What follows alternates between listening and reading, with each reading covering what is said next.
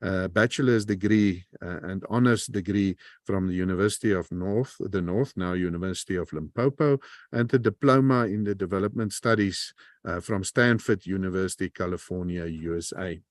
With that, I would love to request Deputy Minister then to deliver the keynote address for the launch program today. Thank you, Deputy Minister.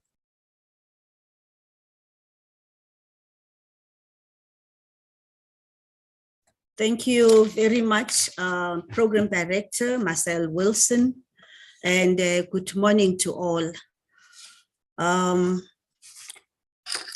Mine is to give a keynote address to you this morning as we launch the Africa Public Service Day today, a week-long process that's going to be taking a form of dialogues throughout the week.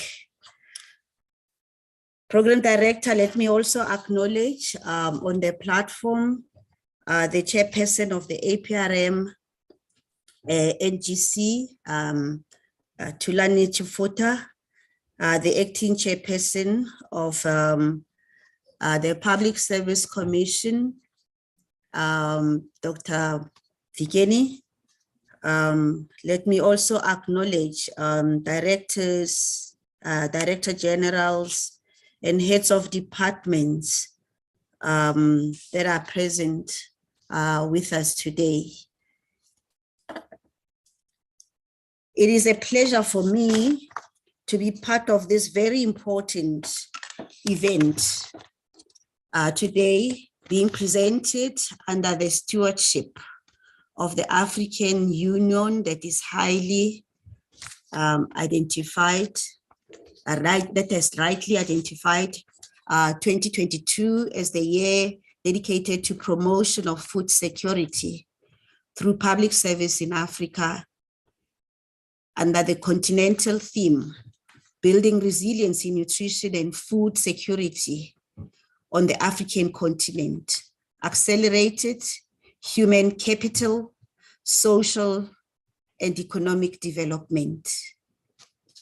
This theme is most appropriate given the challenges experienced in Africa and globally, impacting negatively on food security.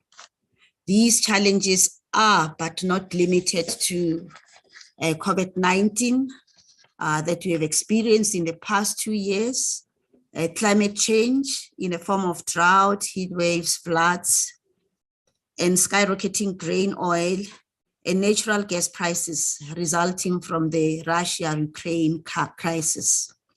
The African Union's emphasis on accelerating human capital development on the continent is certainly not misplaced. Human capital development is a determined effort to grow the knowledge, skills, and capabilities of all citizens in society. These efforts have a potential to bring about wider societal benefits through social and economic development, leading to increased productivity, both in the private sector and the public sector.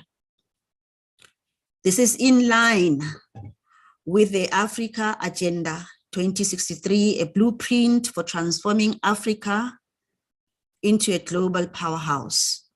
Africa Agenda 2063 is a strategic framework with 7 aspirations, each with its own set of goals, which, if achieved, will move Africa closer to attaining its vision of prosperous Africa by year 2063,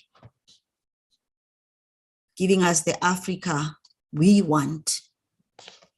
These 7 aspirations reflect our desire for shared prosperity and well-being, for unity and integration, for a continent of free citizens and expanded horizons, where the full potential of women and youth are realized with freedom from fear, diseases, and want.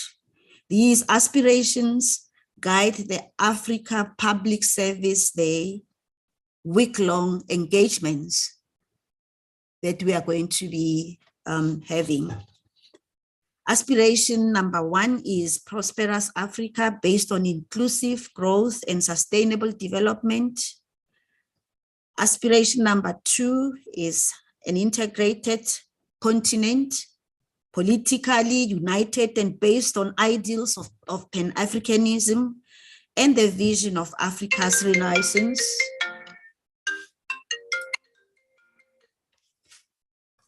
Aspiration number 3, an Africa of good governance, democracy, respect for human rights, justice, and the rule of law.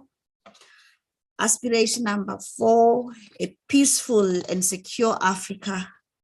Number 5, aspiration, an Africa with a strong cultural identity, common heritage, shared values and ethics. Aspiration number 6 is an Africa whose development is people-driven, relying on the potential of African people, especially its women and youth, and caring for their children. The last aspiration is aspiration number 7. Africa is a strong, united, resilient, and influential player and partner. The focus of the Africa Service Day theme is in aspiration, mostly in aspiration 1. That is the one that actually articulates building a prosperous Africa based on inclusive growth and sustainable development. Africa is determined to eradicate poverty and build shared prosperity through social and economic transformation of the continent. In the background of this ambition is the Africa Continental Free Trade Agreement that promotes a one prosperous Africa approach to development. The African Continental Free Trade Agreement is an ambitious trade pact to form the world's largest free trade area by connecting almost 1.3 billion people across 54 African countries. The agreement aims to create a single market for goods and services in order to deepen the economic integration of Africa. The implication tilts to connection of public service across the continent as we continue to talk about how to step up our game when it comes to agriculture and food, agro-food processing in Africa. Is our public service in South Africa capable enough to be a good player in rolling out this ambition? This is the question we have to begin to ask ourselves. Therefore, we need to interrogate goals of, especially aspiration 1 of Agenda 2063.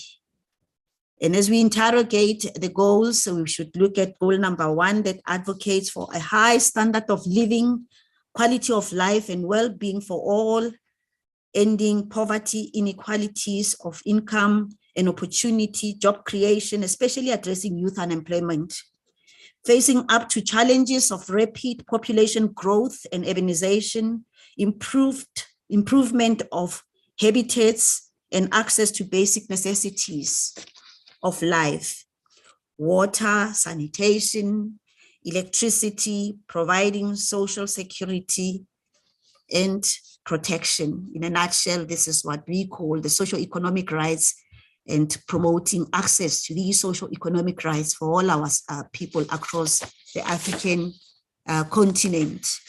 Goal number 2 of aspiration number 1 promotes a well-educated citizen and skills revolution underpinned by science, technology, and innovation, developing Africa's human and social capital. Goal number 3, focus on healthy and well-nourished citizens of Africa, expanding access to quality health care services, particularly for women and girls. And I'm sure we understand why we would say particularly for women and girls because of the kind of history that was oppressive of women. This is what our past history was all about, and it actually was beginning with them being girls and being oppressed as girls into womanhood. Goal number 4 talks about transformed economies and job transformation, transforming Africa's economies through beneficiation from Africa's natural resources, manufacturing, industrialization, and value addition, as well as raising productivity and competitiveness. Goal number 5 is pretty much pointed to Africa Public Service Day theme, emphasizing modernity in agriculture for increased proactive and production, radically transforming African agriculture to enable the continent to feed itself and be a major player as a net food exporter.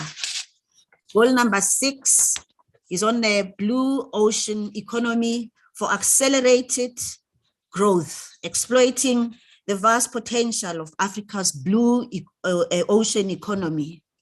Goal number 7 reminds us about the need for environmentally sustainable, climate resilient economies and communities putting in place measures to sustainably manage the continent's rich biodiversity, forests, land, and waters, and using mainly adaptive measures to address climate change risks.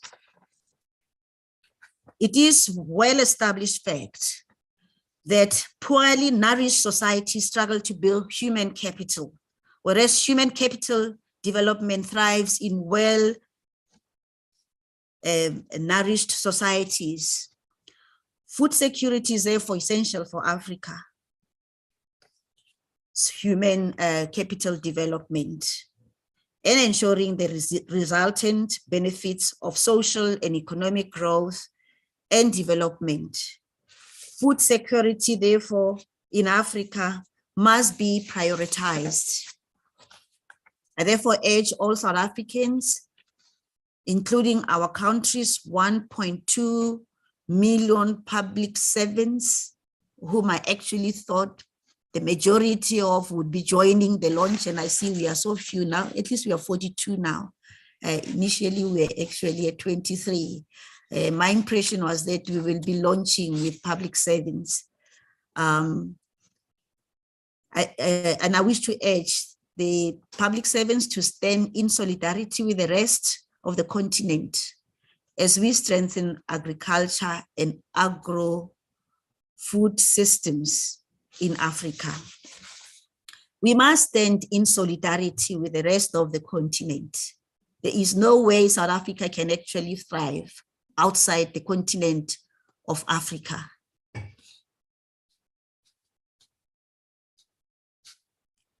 As we stand in solidarity with the continent in building social protection mechanisms, we must also accelerate human, social, economic development, being mindful of our own operational challenges in South Africa. As follows, challenge number 1, population explosion that frustrates public service delivery. Number 2, overpricing of services rendered to government. Number 3, supplier database that is not talking real needs on the ground, excluding unsophisticated players in agriculture and agro-food processing who can manage to bring about real change in the lives of South Africans. Number 4 is uneven public service delivery to citizens across public service, especially for the almost forgotten remote rural areas of Limpopo, KwaZulu-Natal, and the Eastern Cape. As a caring and responsive government, we acknowledge that these challenges must be addressed as a matter of priority, which is why we are balancing the Continental Africa Public Service Day theme for 2022 with our own national priorities for South Africa under the theme Rebuilding the State and Restoring Pride by Tackling Human Capital Challenges for Social and Economic Development. This national focus calls for a paradigm shift in terms of government approach to service delivery, and will help respond to our unique challenges towards human capital development in line with our Vision 2030 as outlined in the National Development Plan. From the onset, the National Development Plan has been clear that a capable and developmental state starts with the equality of people who work for government of the Republic of South Africa. These public servants must have appropriate skills, they must have appropriate knowledge, they must have appropriate competencies, they must have appropriate qualifications, in addition to the right attitude and frame of mind, because the psyche of the nation also, and the psyche of the people sitting behind the desks of public service across the country is very important. This we call professionalization of public service towards realization of a capable state, a framework the Department of Public Service and Administration, in collaboration with the National School of Government, is still developing towards renewal of public service. In his address, President Cyril Ramaphosa, in his address to the public servants during the last Public Service Month, emphasized that being in public service demands high level of professionalization, selflessness, commitment, adherence to ethical norms and standards, and observance of Patupili principles, putting people first. This is what we call it, because ours is just to serve, and serve the very people that we've actually promised delivery of basic services. Commemoration of Africa Public Service Day will be a week-long program with key sub-themes. These will be implemented in a form of interactive dialogues between public servants, academics, and civil society. As follows: using modernization and digitization in public service to improve on food security, innovation and incubation hubs for new entrants in agriculture and agro-food processing, nutrition smart public service, interventions at all levels in public service, participation of youth and women in agriculture and agro-food processing, looking at access to land, which is always so contentious and critical, and public service assistance that is available for the people of South Africa. In this regard, we are looking at public service assistance that is available to promote agriculture in South Africa, to promote food, agro-food processing in South Africa.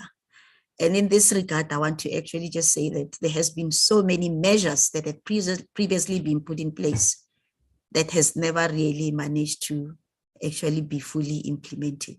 And just thinking of one, we remember the Operation Fetsatlala, tractors, the many tractors that were actually bought in South Africa by government for the public to access, so that they can at least be in the position to begin to have ability to till their soils before they can actually even worry about insecticides and manures and the seeds.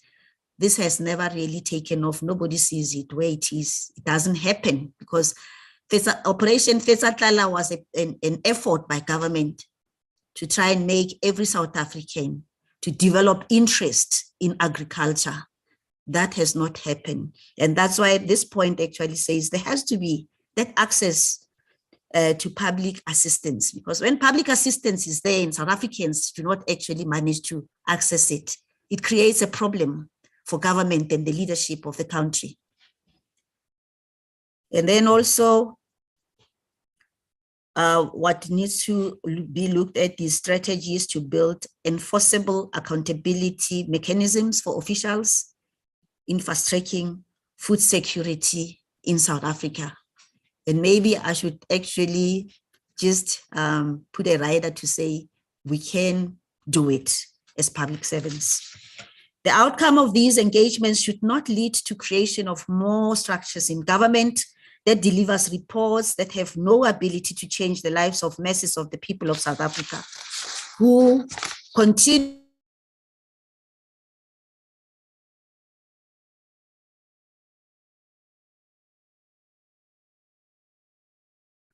Excuse me, Deputy Minister, sorry to interrupt. Deputy Minister, your sound has muted by accident, I think. Sorry about it. Has it just been muted immediately now? Yes, as you were Okay. speaking. Thank you, All Minister. right. Thank you, Marcel. Our next public service day must be in the form of a report on progress made on commitments we will have made as public service over this public Africa Public Service Day. Commitments by the state and labor towards well-being of public service employees should not be overlooked, because we need to also, with the same breath, be in the position to celebrate and thank the public service public servants that dedicate their work to the services they provide for South Africans.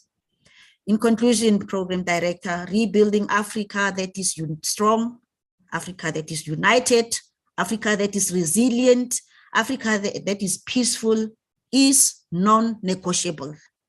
Everybody that purports to be interested in Africa as a continent should actually help put their hands on deck to help Africa to build, to create hope, and really limiting language that is discouraging, language that actually kills hope in Africa. Let us also stand united in promoting food security for Africa as public servants. The war against corruption by the charlatans in public service has been intensified. I'm not going to go into all programs that the public service has actually put in place to actually deal with this that is contentious, that delays development of the people of South Africa. Service delivery provisions made across government must be freely and unconditionally available to all South Africans through a criteria that makes it possible for South Africans to access help, because help is there in government. South Africans must access the help so that their lives can improve. This is a true path to developmental state that a large number of public servants are committed to, regardless the challenges that we continue to experience as a country. We shall overcome. Ke a leboga. Dankie. I thank you. Thank you very much, Deputy Minister, for those words that you shared with us. I think very important that you also, the question that you asked initially, is our public service in South Africa capable enough to be a good player in rolling out this ambitious plan, referring to Aspiration 1 and the other aspirations as well. And I think those are the matters that when we deliberate the rest of the week, the rest of the day, and also then later on in the week, is the question that we actually do need the answer to. So thank you very much for the keynote address, Deputy Minister. We do understand that you have a pressing program, and thank you very much for making time for sharing that with us. Colleagues, on the program, it's actually now indicated that we're going to take a comfort break, but I was thinking if the presenters are ready, we should continue, because we haven't been into the program that long, and perhaps then after Dr. Sukela or somewhere there in the program, we'll take a bit of a comfort break. So the further discussions then will be on building public value and trust for active citizenship leadership and social partnering. That's the theme for the day, and we've got various speakers that we've got on the program that is going to deliberate a little bit around this. I just want to reiterate again to the colleagues that's on the call. The Q&A section of the call is open. So if there's any questions for clarity, any additions that you would like to make, any comments on the presentations, please feel free to do so. You can ask questions as well. Those questions we'll attempt our best to answer, and we'll also forward some of them to the panel members for answering. So please do use that Q&A section under the banner there on the Zoom call. Colleagues, I would then would love to also introduce the next topic, which is the importance of values and principles framework derived from the Constitution. And Prof. Fikeni Samadoda, who is currently the acting chair of the Public Service Commission, will talk to that. I would just like to share his profile as well. Prof. Fikeni acquired his BA and BA honors in politics and social sciences from the University of Transkei, that's currently known as Walter Sisulu University. He also studied peace and political studies program at the McMaster University in Canada, obtained his master's in international politics and comparative development at Queen's University, also in Canada. He went to obtain his doctoral studies or PhD in comparative politics and public policy analysis at Michigan State University in the US. He also did a short program on social surveys with the Michigan University in 1999 and underwent the immersion intensive training program on business startups and innovation at the Georgia Technical University in Atlanta in 2019. Currently, Prof is acting chairperson and deputy chairperson of the Public Service Commission of South Africa. In this role, he is involved in national efforts to build capable, ethical, and developmental state. He is involved in the professionalization of public administration of South Africa, as well as national dialogues that are aimed at forging national compact. So with those words, I would like, thank you very much, Professor Fikeni. I would like you to put you on the podium. Thank you, Professor. Thank you very much, Program Director, the Honorable Deputy Minister, Dr. Chana Pilane Majake, who was our keynote speaker, the DGs, the heads of institutions. I'll simply ride on the protocols that have been observed to save time. We do have the broader theme, which is the one of building resilience in nutrition on the African continent. But also I'll be speaking more specifically to the building public value and trust for active citizenship and social partnering. I'd like to greet you all, colleagues from your various institutions, the fellow panelists. And I just want to start by saying this celebration has become part of the Public Service Commission annual calendar as a sign of commitment and recognition of the importance of our strategic alliance to collectively address the challenges in the African continent. As such, the PSC is in a process of conducting our counterparts in the continent to revive the Forum of African Public Service Commissions and begin to fulfill our Pan-African combined effort to ensure fulfillment of the AU Agenda 2063. Of course, we will be working with our departments and with all those involved in this same mission from our standpoint. This year's theme, building resilience in nutrition on the African continent to accelerate human capital and social and economic development, presents an opportunity for us to rethink and reprioritize, especially in the aftermath of COVID-19 and the recent natural disasters in South Africa, on how we respond to the needs of the citizens. As Deputy Minister was saying, COVID-19, the recent natural disasters such as floods and acute drought, as well as the war in Ukraine, are looming large as the greatest threats to our continent and our country as we speak. So it is against this backdrop that we should reflect. Perhaps most appropriate question against the backdrop of this broad theme of building resilience in nutrition, even though I'll focus on the values as such, is to ask a question: why would a continent with the largest remaining arable land and with such a large endowment of natural resources be the one facing food insecurity when it ought to be a breadbasket of the world?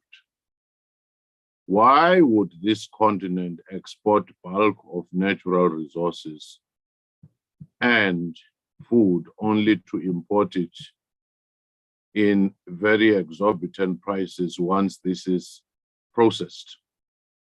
What is the missing link? What are the difficult questions that we're failing to ask or answer? I think it is most appropriate, before I even delve into this topic, to quote one of the most celebrated iconic figures in Africa, Amilcar Cabral, who was a scholar and a liberation fighter, when he said, "Always bear in mind that the people are not fighting for ideas, for things in anyone's head. They are fighting to win material benefits, to live better and in peace, to see their lives go forward, to guarantee the future of their children." We must always ask in this context, what is the relationship between the words we utter, between the ideas we often entertain, with real practice and impact on lived experience by ordinary, vulnerable people? How do we turn our general understanding of what needs to be done into an internalized, intrinsic value within our consciousness? I think that is, to me, the main thrust of many things. It's not for the lack of ideas. It's not for the lack of seminars. It's not for the lack of our engagements that we find ourselves here, but the dialogue between ideas and practice, or the gap between ideas and practice, it's what seems to be a major problem, because we generally know what needs to be done. We generally diagnose the problems, but the key thing is, why are these not translatable in order to have an impact on ordinary people? As we rethink and reprioritize, we should focus on the Bill of Rights in our Constitution and Chapter 10 of our Constitution, which speaks to the values of our Constitution that should be translated into the practices of our public service. We need concrete, measurable, tangible impact on people on the ground. Otherwise, the very Constitution itself may suffer legitimacy crisis if it has beautiful words which people cannot relate to in their daily grind as they are dealing with the viciousness of life from day to day.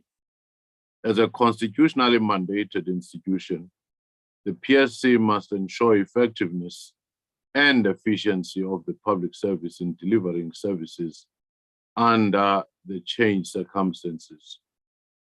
PSC strives to do this through promotion of constitutional values and principles governing public administration throughout the public service, and by proposing measures to ensure effective and efficient performance within public service.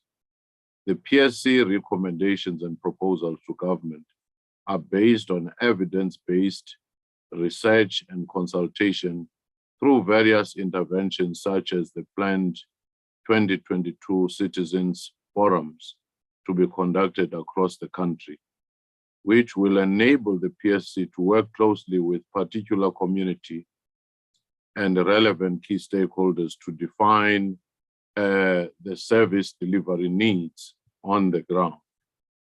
And it is these outreach to the community which inform us what the needs are on the ground.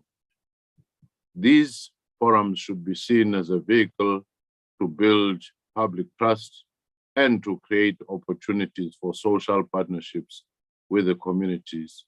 The PSC therefore deems dialogues like these as crucial to effectively exercise its oversight. In fact, at times we ought to even ask some of these outreach and some of these imbizos and indabas whether indeed they are structured in a manner that allows communities to participate fully and inform government as listening platforms, as unburdening platforms, or whether some of them may just appear as a PR exercise to the communities if the outcomes are not forthcoming. It is within this context that I want to reiterate the importance of values and principles framework which derives from the Constitution. The Constitution is not only about the law, for as it is shown in Section 1 of the Constitution, it is also fundamentally values-based. Similarly, the public service cannot only be regulated by Public Service Act and Public Service Regulation and by the PFMA and Treasury Regulation. The Constitution makes it clear that public service and public administration is governed by a value system that is particularly enshrined in Section 195. Therefore, that's 195 of Chapter 10. Therefore, the behavior and conduct of public servants cannot be governed by rules alone. In fact, we have seen this rather grudging compliance, the rules-based approach alone, that people comply, sometimes maliciously comply, sometimes manipulate even the tools for compliance just to get those bonuses or just to look good.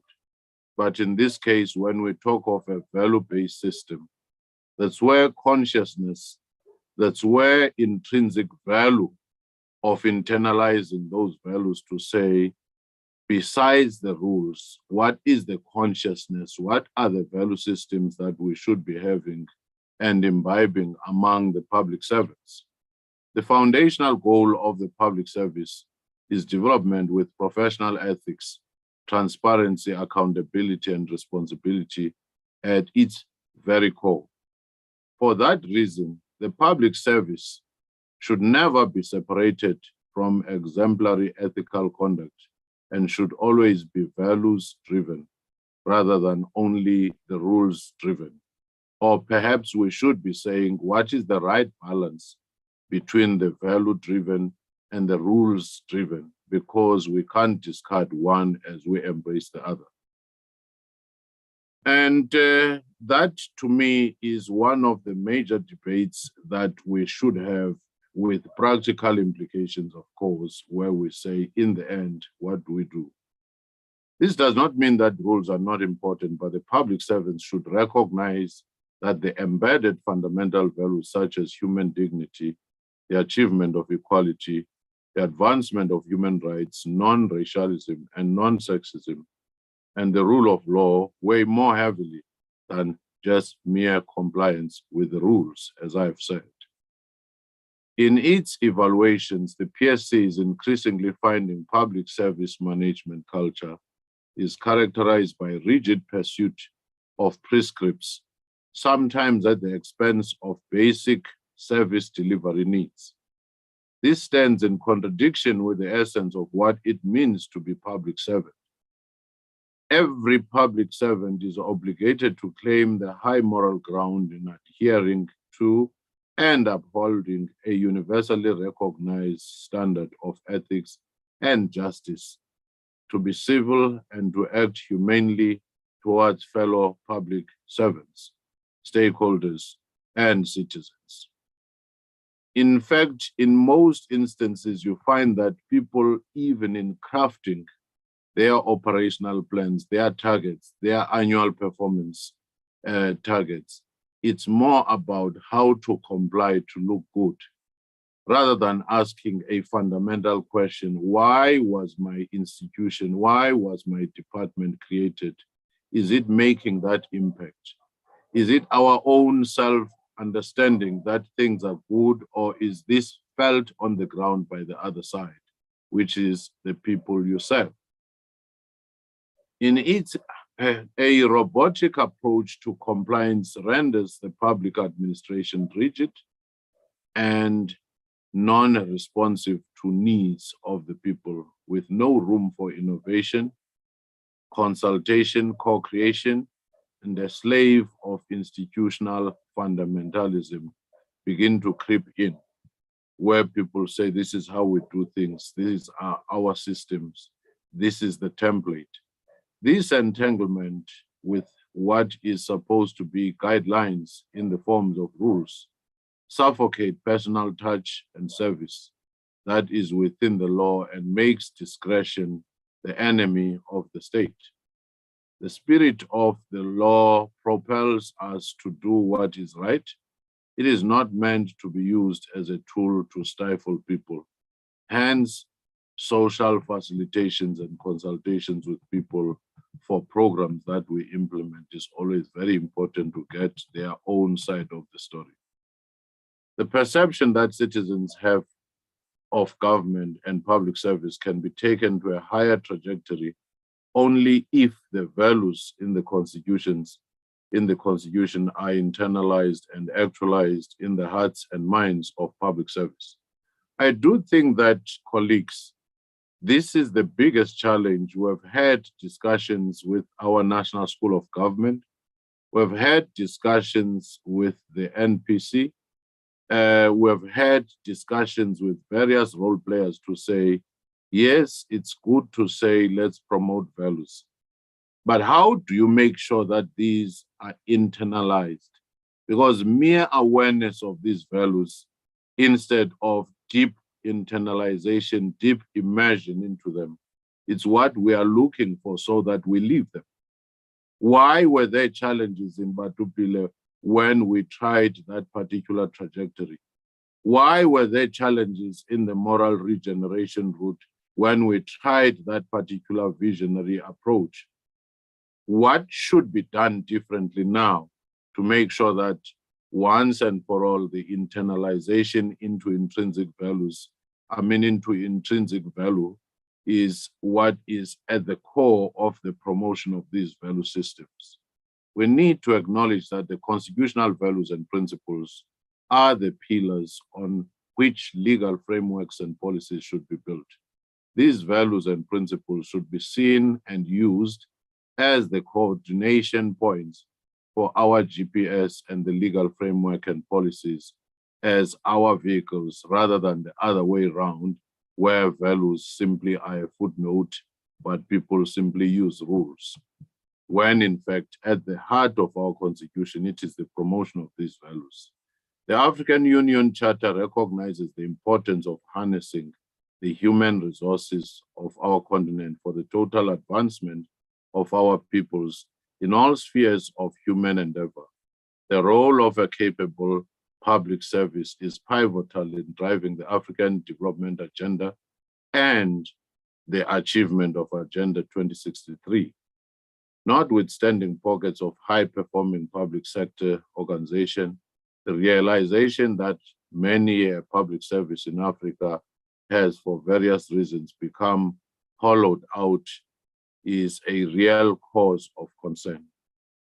Even in instances where you have seen what they call the reversal of the gains of democratization with military coups and so forth elsewhere, if we had a professionalized public service, it could continue giving value to people despite some of the political disturbances that you see. We have seen elsewhere coalitions collapsing. We've seen governments change, but service continues if we have made professionalization and meritocratic approach essential and central, as the Deputy Minister also alluded to the issue of professionalization. This year's theme, building a resilience in nutrition on the African continent, is seen as a vehicle towards human capital and social and economic, is in line with the priority area of reducing poverty, inequality, and hunger under the Agenda 2063 of achieving a high standard of living, quality of life, and well-being for all citizens in the continent.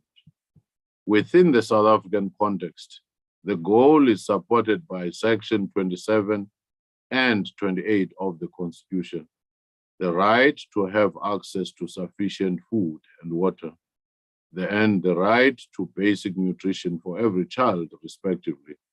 Furthermore, the National Development Plan reiterates the importance of ensuring household food and nutrition security to address the problems of hunger, malnutrition, and that affects physical growth and cognitive development, especially among children, and the productivity of adults. This brings to mind an evaluation conducted by the PSC on the National School Nutrition Program in 2007 and 2008, which has been an integral part of the overall strategy of government to address the imbalances and inequalities of the apartheid era. This program aims to improve the health and nutritional status of South African primary school children, to improve levels of school attendance, and to improve the learning capacity of children. During this evaluation, PSC found the program plays an important role in stimulating local economic development and contributes to job creation in the communities. This program contributed to addressing hunger and poverty among the learners, and addressing hunger and poverty among the learners and families and communities in which participating schools are located. There was an increase in school attendance, concentration levels, and social and physical participation by learners in school-related activities. The level of absenteeism by learners has dropped among schools participating in this program. With the recent natural disasters such and COVID lockdowns, we have seen how this national school nutrition program was disrupted, which had a major impact on approximately 9 million learners and their families. In many households, children not being able to go to school meant no access to food. PSC is conscious of the impact of these events on the economy and the general well-being of all Africans on the continent. The disruption of food supply, value chain, as well as the other social and economic disruptions, had a far-reaching impacts on households. And sadly, this picture grows bleaker with the war in Ukraine that will impose further supply bottlenecks on food security in the world, particularly in Africa. Ukraine and Russia both play a major role in global food markets, given that both are the net exporters of wheat, maize, barley, as well as sunflower oil, never mind the natural resources such as your oil and gas. It is for that reason that there are projections of global recession, economic recession, because of this prolonged war. As we mark this Africa Public Service Day, as public servants and public officials across Africa, we are reminded that we must help build capable institutions and foster transformative leadership in the public service of African countries to resolve structural condition of the African state. Let me end off by saying that an ethical state is driven by the constitutional values and principles of public administration and rule of law, focused on the progressive realization of socio-economic rights and social justice as outlined in the Bill of Rights, a developmental state that we have will only realize its goals if you build a capable, ethical, developmental, and transformative state. And it is upon the public servants and all the related institutions working together, complementing each other to make sure that the dream of building a meritocratic, professionalized public service is realized. Not competing, but complementing each other, putting the resources together, and this also being upscaled to the Pan-African vision of making sure that we revive all the different forums that would make sure that the same goal is felt and is promoted across the continent, working together, co-creating this culture. Again, I thank you for inviting the PSC to be part of this very important event. Nkosi sikelele Africa, Morena Buluka Sichaba sa Yesu. God bless Africa. Thank you. Thank you very much, Professor Fikeni, for those interesting and inputs that you've made during the speech. I think it's very important matters that you've raised, specifically referring back to the value and principle framework and the focus on value systems as it been set out in the Constitution, Section 195, and then also reflecting on the dynamics between the rules and values. I think that's also a very important aspect that we need to take note of and see how they influence each other. And then highlighting the challenge of embedding the values in public servants, and not only having awareness of those, but that it really forms part and parcel of each and every behavior of each and every public servant. So thank you very much for your input. At this stage, I don't see any questions yet in the banner that's there. So we again would just like to urge public servants to raise questions, comments in the question and answer section, and then we'll attempt to address that and also forward it to the speakers. Colleagues, we've had a request just to have a small change in the program. So we just want to swap the next two speakers. So I would like to introduce then the topic at this stage of the overview of the Africa Peer Review Mechanism. And then Mr. Tsefuta, who's the chairperson of the African Peer Review Mechanism, NGC, will do the inputs around that. I would just like also to share his profile with everyone. Mr. Thulani Tsefuta is a social society activist with extensive background on youth development. Amongst these academic qualifications, he held a postgraduate diploma in public development and management on monitoring and evaluation, or M&E as we know it, with the Wits University. He also has a postgraduate qualification on international executive development program with GIPS and Kramer Graduate School of Business at Rollins University in the USA. In addition, Mr. Tsefuta has also completed academic programs in leadership and entrepreneurship from the Northwest University Business School and effective stakeholder management from the University of Pretoria. He currently is studying a Master's of Management degree on governance, specializing in M&E, or monitoring and evaluation, with Wits University, with his research focused on youth development. Currently, Mr. Tsefuta is serving as the chairperson of the African Peer Review Mechanism, NGC, in South Africa.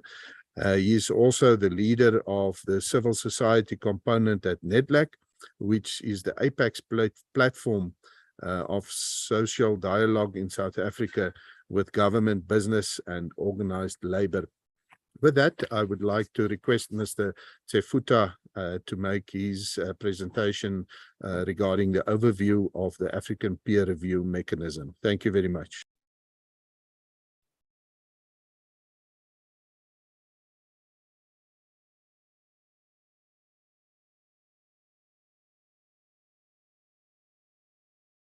Good morning, Program Director. And in the interest of time, let me acknowledge and rise on the protocols that have been so eloquently established. Unfortunately, I've tried to open my video, but it is instructing that the host has closed it. And so you may get a glimpse of the picture as and when that is resolved. We are indeed truly grateful that we have been given an opportunity as the national structure of the APRM in South Africa to participate in this important program. We always use opportunities of this nature to remind ourselves that the African peer review mechanism is one of those instruments which we championed from the front as South Africa. When we did so, it was out of the acknowledgement of the fact that the APRM itself should be an African-owned and African-led process of self-assessment. And as a process of peer learning, the APRM can thus be positioned as a strategic instrument to provide African solutions to African challenges, which we have so much been calling for the longest time ever as various players in the African continent. Program Director and all colleagues in the call, it is also important to remind ourselves that South Africa established its national structures of the APRM in July 2020. This is after a period of lull that we had after the first generation review of the APRM that we had. And with the establishment of the national structures of the APRM, we can confidently claim now that all necessary national structures of the APRM have been established.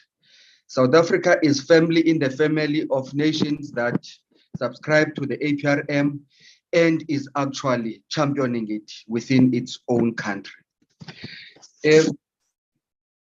Since the establishment of our national structures, especially the National Governing Council of the APRM in South Africa in July 2020, we were established as a multi-sectoral National Governing Council, drawing representatives from government, drawing representatives from civil society, labor, business, and all of that.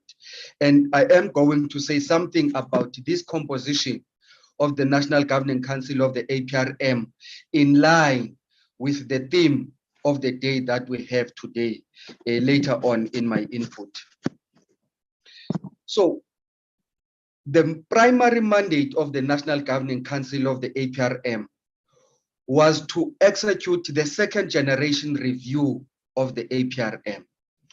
What that second generation review does is allowing South Africa as a country through this APRM process to assess its performance in the areas of democracy and political governance, in the areas of corporate governance, economic governance and management, socio-economic development, and the resilience of the state. And so those are the areas which, upon our establishment, we focused our attention in assessing our national performance in those 5 indicator areas. And we successfully developed what we call, in the terminology of the APRM, a self-assessment country report, which report was a critical review of how South Africa is performing against those indicators, which report got to be adopted by the Cabinet of the Republic of South Africa in December 2021. It's a report that is available for public consumption.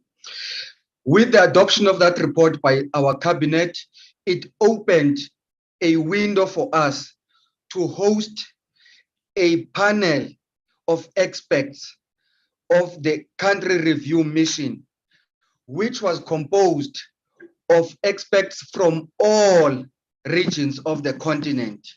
And these are experts that are drawn in the various thematic areas that I just highlighted as the key indicators that drive the work of the APRM. We hosted the team in South Africa.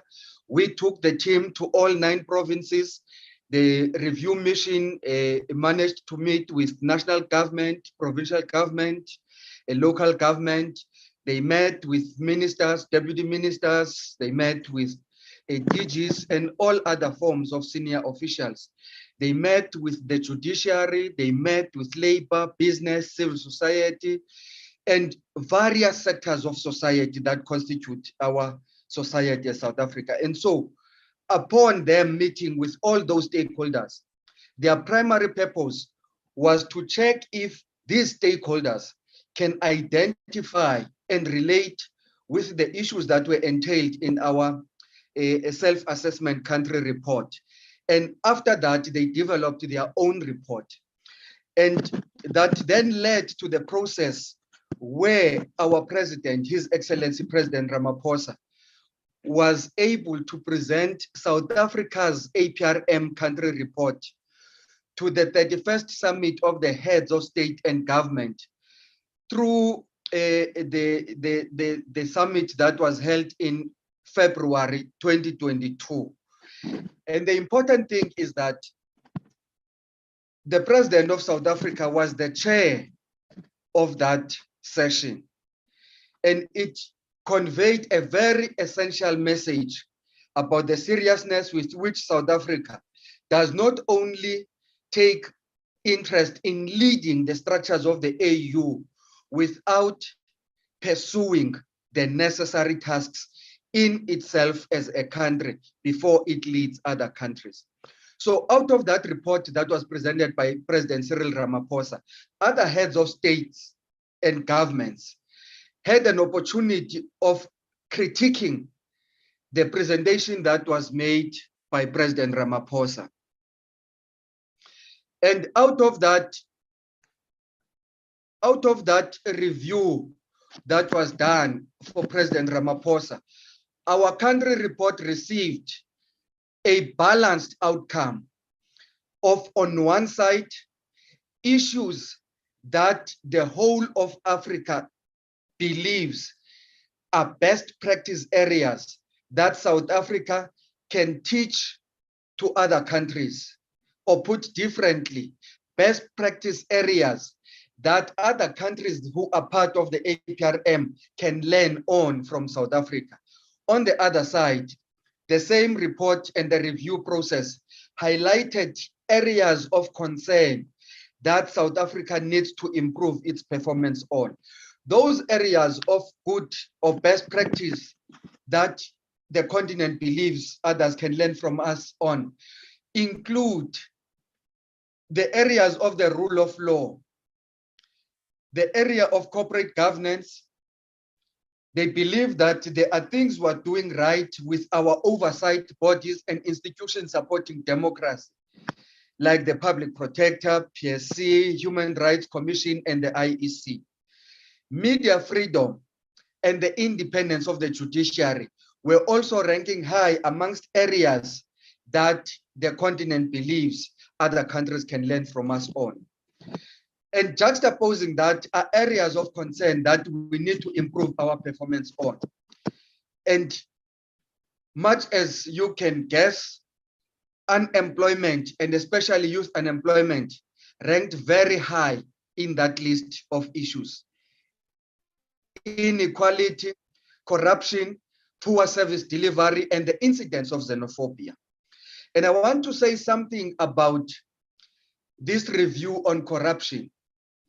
Review on corruption was a continuous theme that was even punctuating some of the areas of good performance by South Africa. A practical example is that all heads of state in February conveyed a message to President Ramaphosa about the leadership of the South African society in the national response to COVID-19. Although that was an accolade that we needed to celebrate in our country response, but the incidents of corruption that came with it and fraud and all those were a stain in that national response. And so it is those things that we basically need as a country to focus our attention and building a national response on. Where we are now in the work of the APRM is that we are developing a national program of action that is going to respond to these areas of concern that have been highlighted through this review process of our APRM work in South Africa.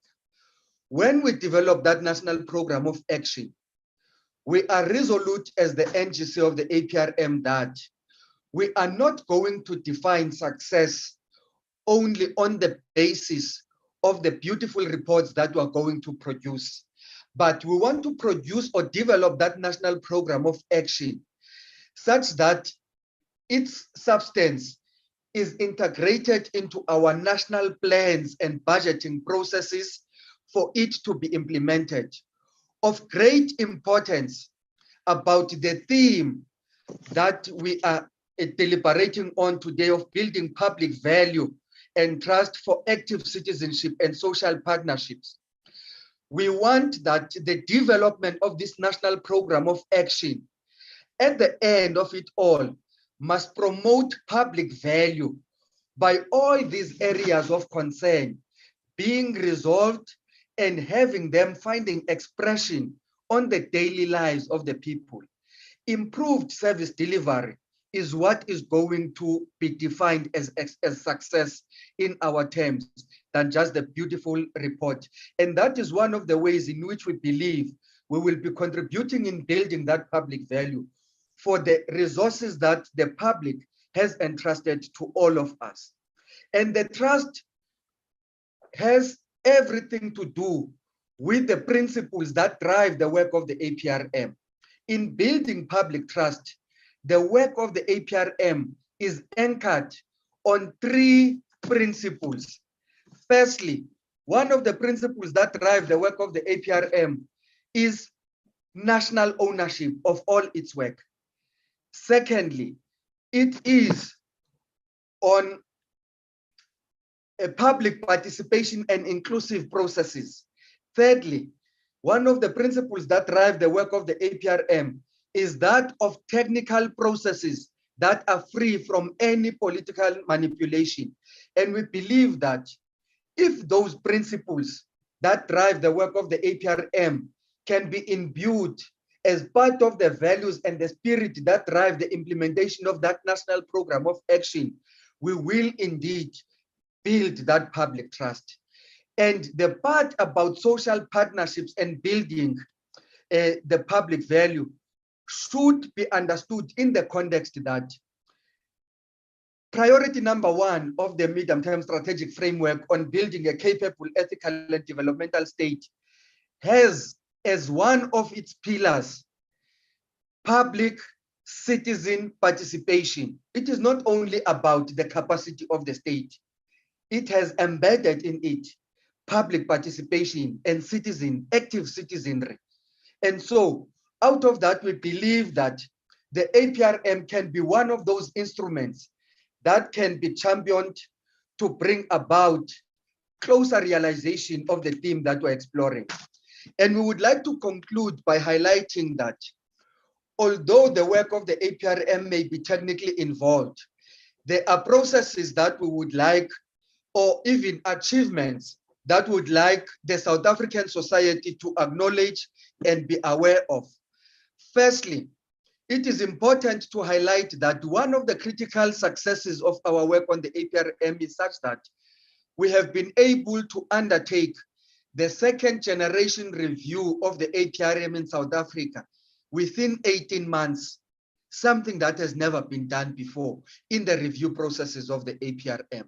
That just goes to show the commitment and the dedication that all partners had in the 2nd generation review. Secondly, we were able to make sure that the President of the Republic of South Africa presents this country report when he was still at the helm of being the chairperson of the APRM Forum of the Heads of State in the summit that we spoke about earlier on.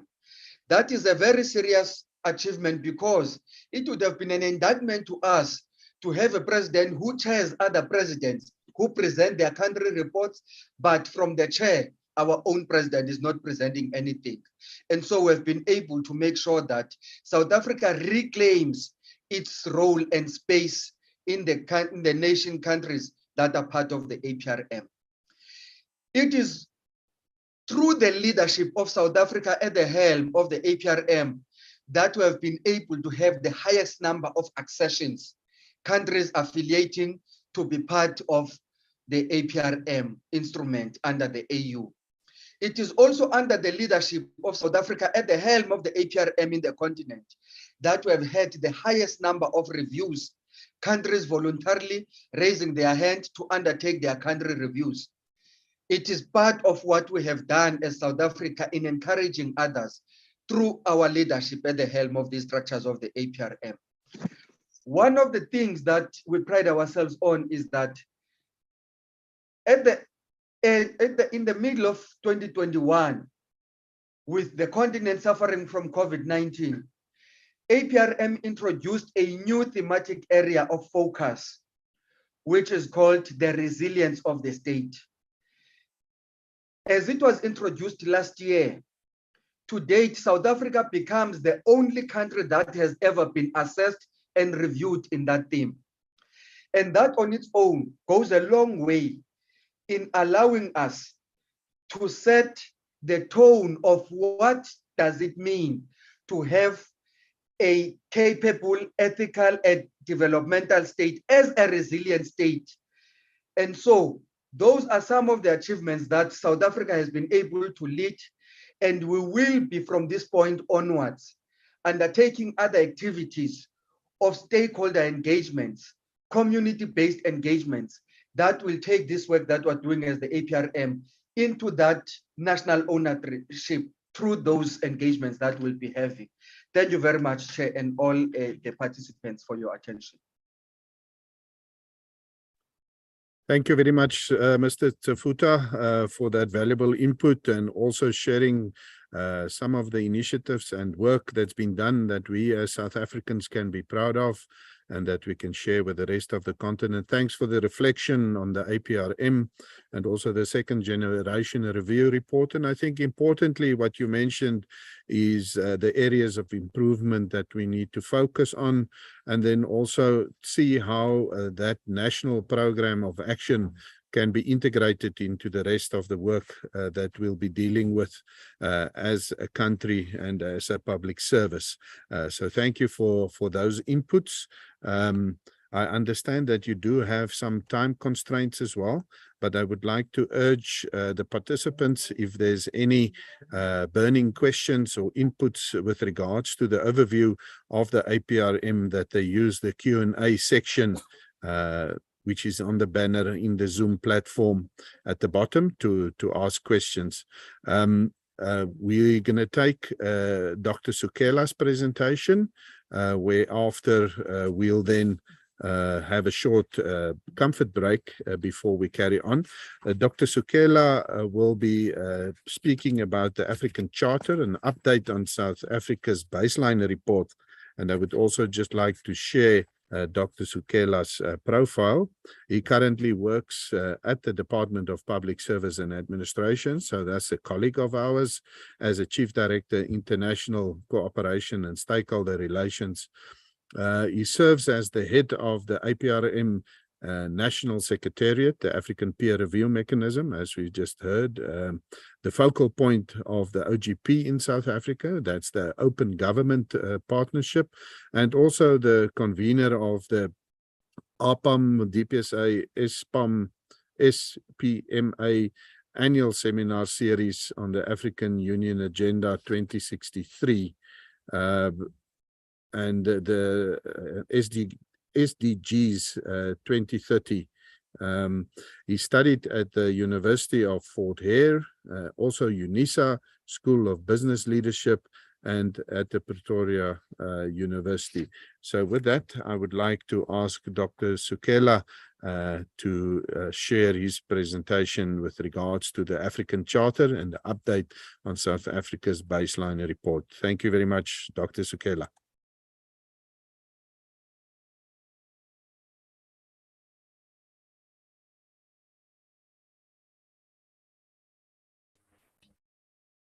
Thank you very much, Chairperson. All protocol is observed.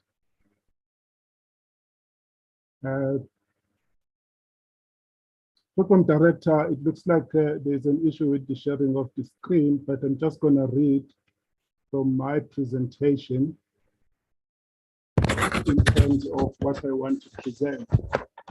Basically, this is a recap in terms of the African Charter.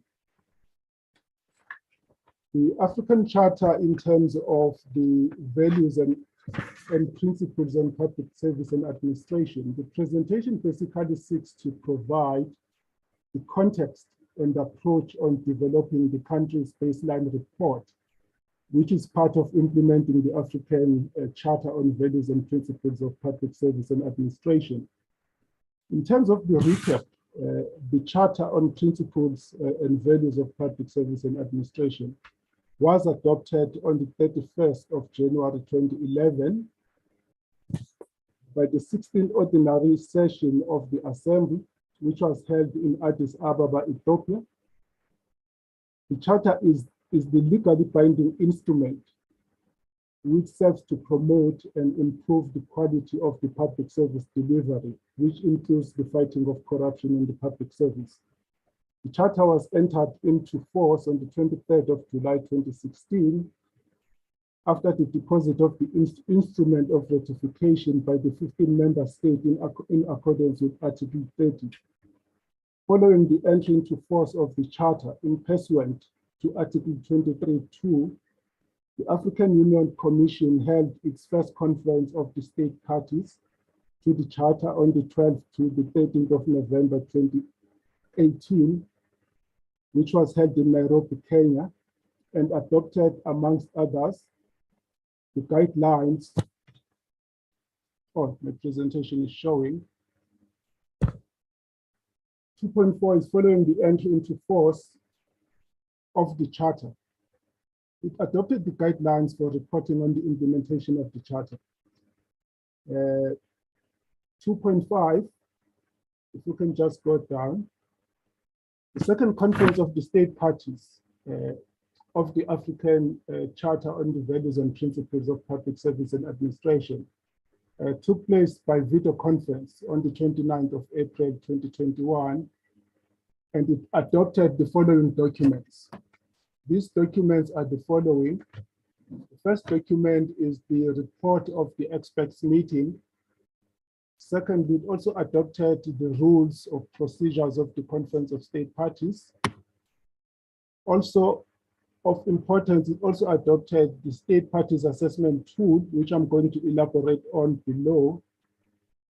4, it also adopted the draft declaration of the conference, which is the document that was read at the conclusion of the conference. And lastly, it also elected the first bureau of the Conference of State Parties. This second Conference of State Parties meeting of ministers was preceded by the preparatory meeting of experts, which took place on the 27th to the 28th of April 2021.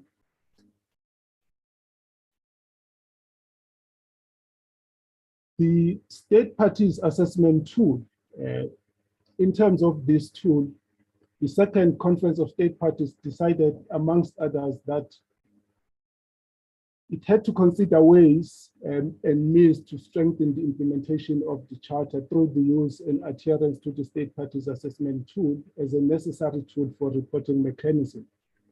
It invited Tanzania, South Africa, Kenya, Namibia, and Cameroon to pilot the operationalization of the tool. It also added the SPED, which is the tool as an indicator that reflects full implementation of the African Charter. It then decided to give effect to and to reinforce the principle of complementarity in state parties reporting on the Charter implementation. This is the very important principle, because that is the principle that we are going to be undertaking our report, which will be submitted by the end of the year. The next one talks to the election of the members of the Bureau of the Conference of State Parties. The State Parties Bureau, which is the first bureau, was established. It's a regionally balanced bureau of the conference for a 2-year term, starting last year as well as this year, and is composed of South Africa as the chairperson. So as South Africa, we have a leadership responsibility. That's why I'm making this presentation. That's why we are going to be amongst the first countries to submit the first report by the end of the year. The first vice chair is from Algeria, representing the North Africa region. The second chairperson is from Cameroon, representing Central Africa. The third vice chair is from Benin, representing West Africa. And the rapporteur is Tanzania, which represents East Africa.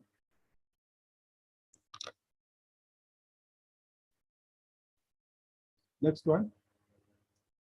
As part of piloting the operationalization of the SPECT, South Africa would host the African Union Commission mission of the Specialized Technical Committee, which is abbreviated STC8 Secretariat in July 22, to, amongst others, we are going to be sharing our approach and methodology to giving effect to and reinforcing the principle of complementarity in state parties reporting on the charter implementation. We are also going to be sharing our approach and methodology as it relates to the complementarity with the APRM questionnaire, the presentation that the chairperson of the APRM has just presented, open government partnership methodology template, and also show how such complementarity will reflect in the country's baseline report, which is going to be submitted to the African Union Commission Specialized Technical Committee 8 Secretariat. That will happen by the end of December 2022. So basically the idea is to ensure that in our responsibility to ensure good governance, we don't do OGP reporting, APRM reporting, charter reporting as separate entities. We are finding a way so that these methodologies can talk to each other. Hence, we are working with our technical pro bono institutions for APRM, as well as our OGP partners, to demonstrate the principle of complementarity as part of developing our country's baseline report in tandem with the piloting of the SPECT. In conclusion, Chairperson, good governance remains the goal, irrespective of the approach and methodology, and the citizens should be the ultimate beneficiaries. So basically, that is the approach that we are undertaking as South Africa as part of this piloting of the SPECT tool, also to show or demonstrate that complementarity between the charter implementation in terms of compliance, as well as OGP, as well as APRM, because as the focal point, we have a responsibility to integrate reporting on these interventions so that we can show a consolidated picture. So that is going to be our approach. Thank you very much, Program Director. All protocol is observed.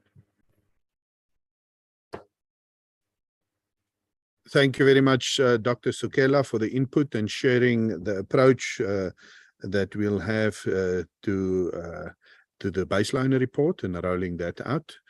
Thank you.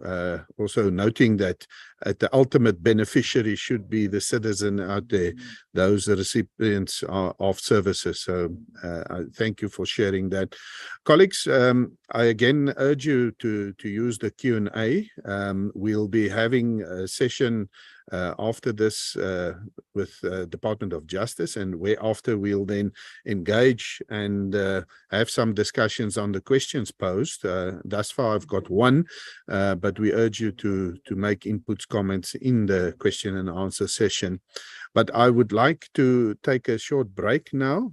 I see on my computer it's 10:25 for 10 minutes. So if we can be back by 10:35, just a short body break, and then we'll continue with one more presentation, and then the discussions and also notes as done, and the recommendations by Prof. Suban at the end thereof. So let's take that body break, and we'll continue at 10:35. Thank you very much thus far.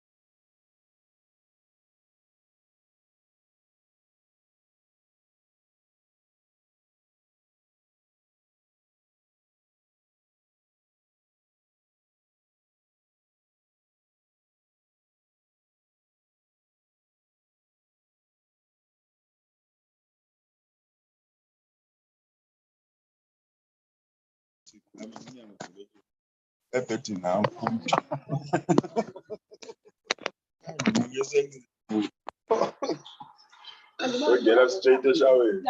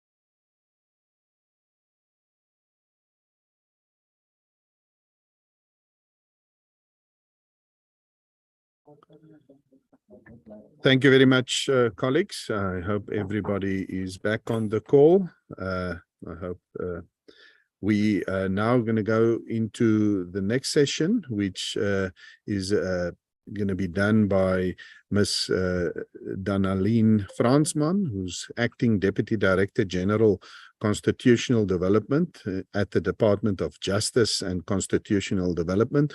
And the topic that she'll be relating to is the role of the National Action Plan to combat racism, racial discrimination, xenophobia, and related intolerances in strengthening the rule of law and democracy. But before I hand over, I would also just like to share the profile of Ms. Fransman.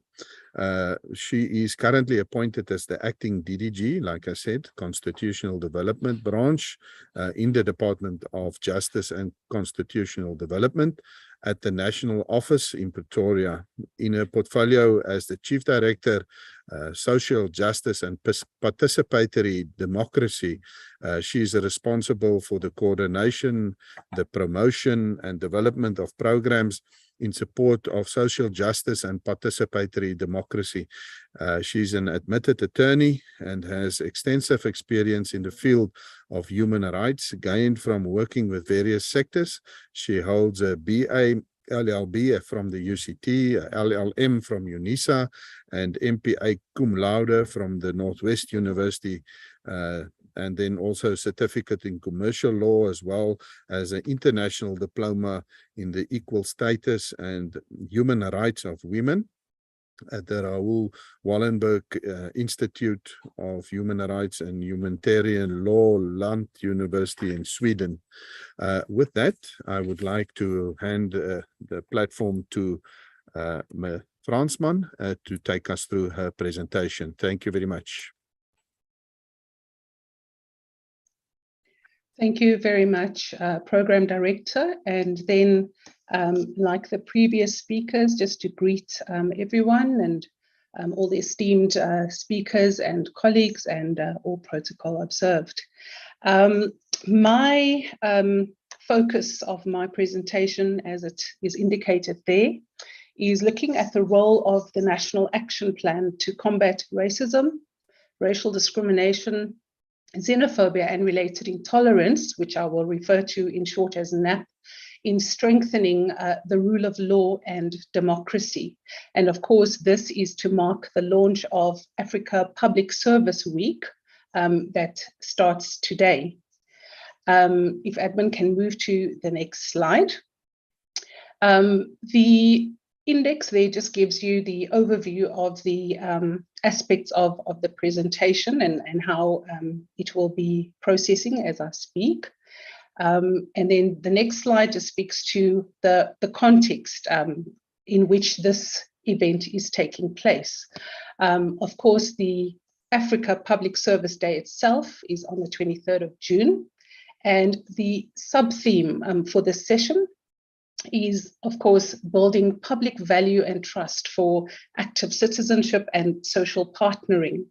Now, it is important to mention that this takes place in the current marking of the 25th anniversary of the Constitution this year. The program was approved by Cabinet last year, and the Department of Justice led the celebrations and program for the entire event last year, and this continues in the current year.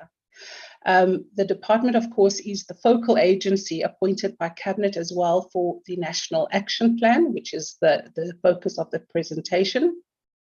And just to add the context again, is that Youth Month takes place traditionally in June, and it is this year 46 years since the 1976 student uprising, as much has been said about the issues of youth unemployment and so forth.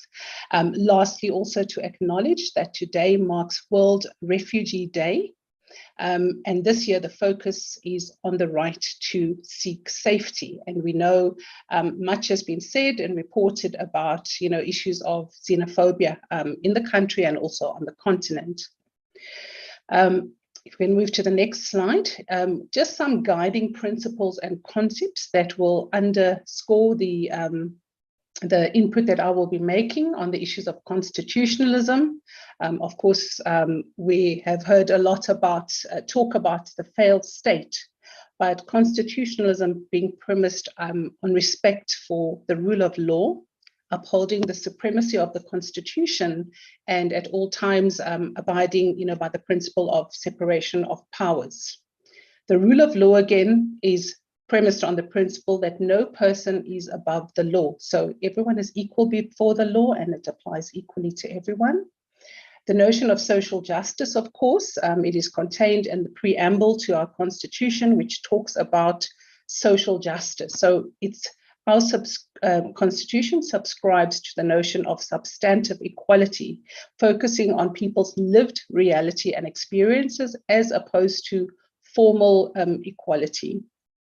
Of course, the participatory democracy concept, which is a model of democracy in which citizens are empowered and capacitated to make political decisions.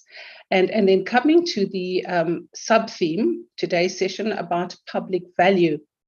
It is ascribed to the value that public institutions, in other words, state departments or government, for example, is able to deliver to individuals, but mainly and moreover to people as citizens. So it is the difference that public institutions make to the quality of life of citizens and to their overall well-being and, of course, that of society. The National Action Plan was developed by South Africa in response to the Durban Declaration and Programme of Action. This Durban Declaration was adopted in 2001 when South Africa hosted the Third World Conference Against Racism. The DDPA calls for the development and implementation of national action plans and strategies in laying the foundation for a cohesive society based on the principles of equality and non-discrimination. So in effect, the National Action Plan gives effect to South Africa's international obligations, mainly the International Convention on the Elimination of All Forms of Racial Discrimination, as well as various regional and, of course, national instruments.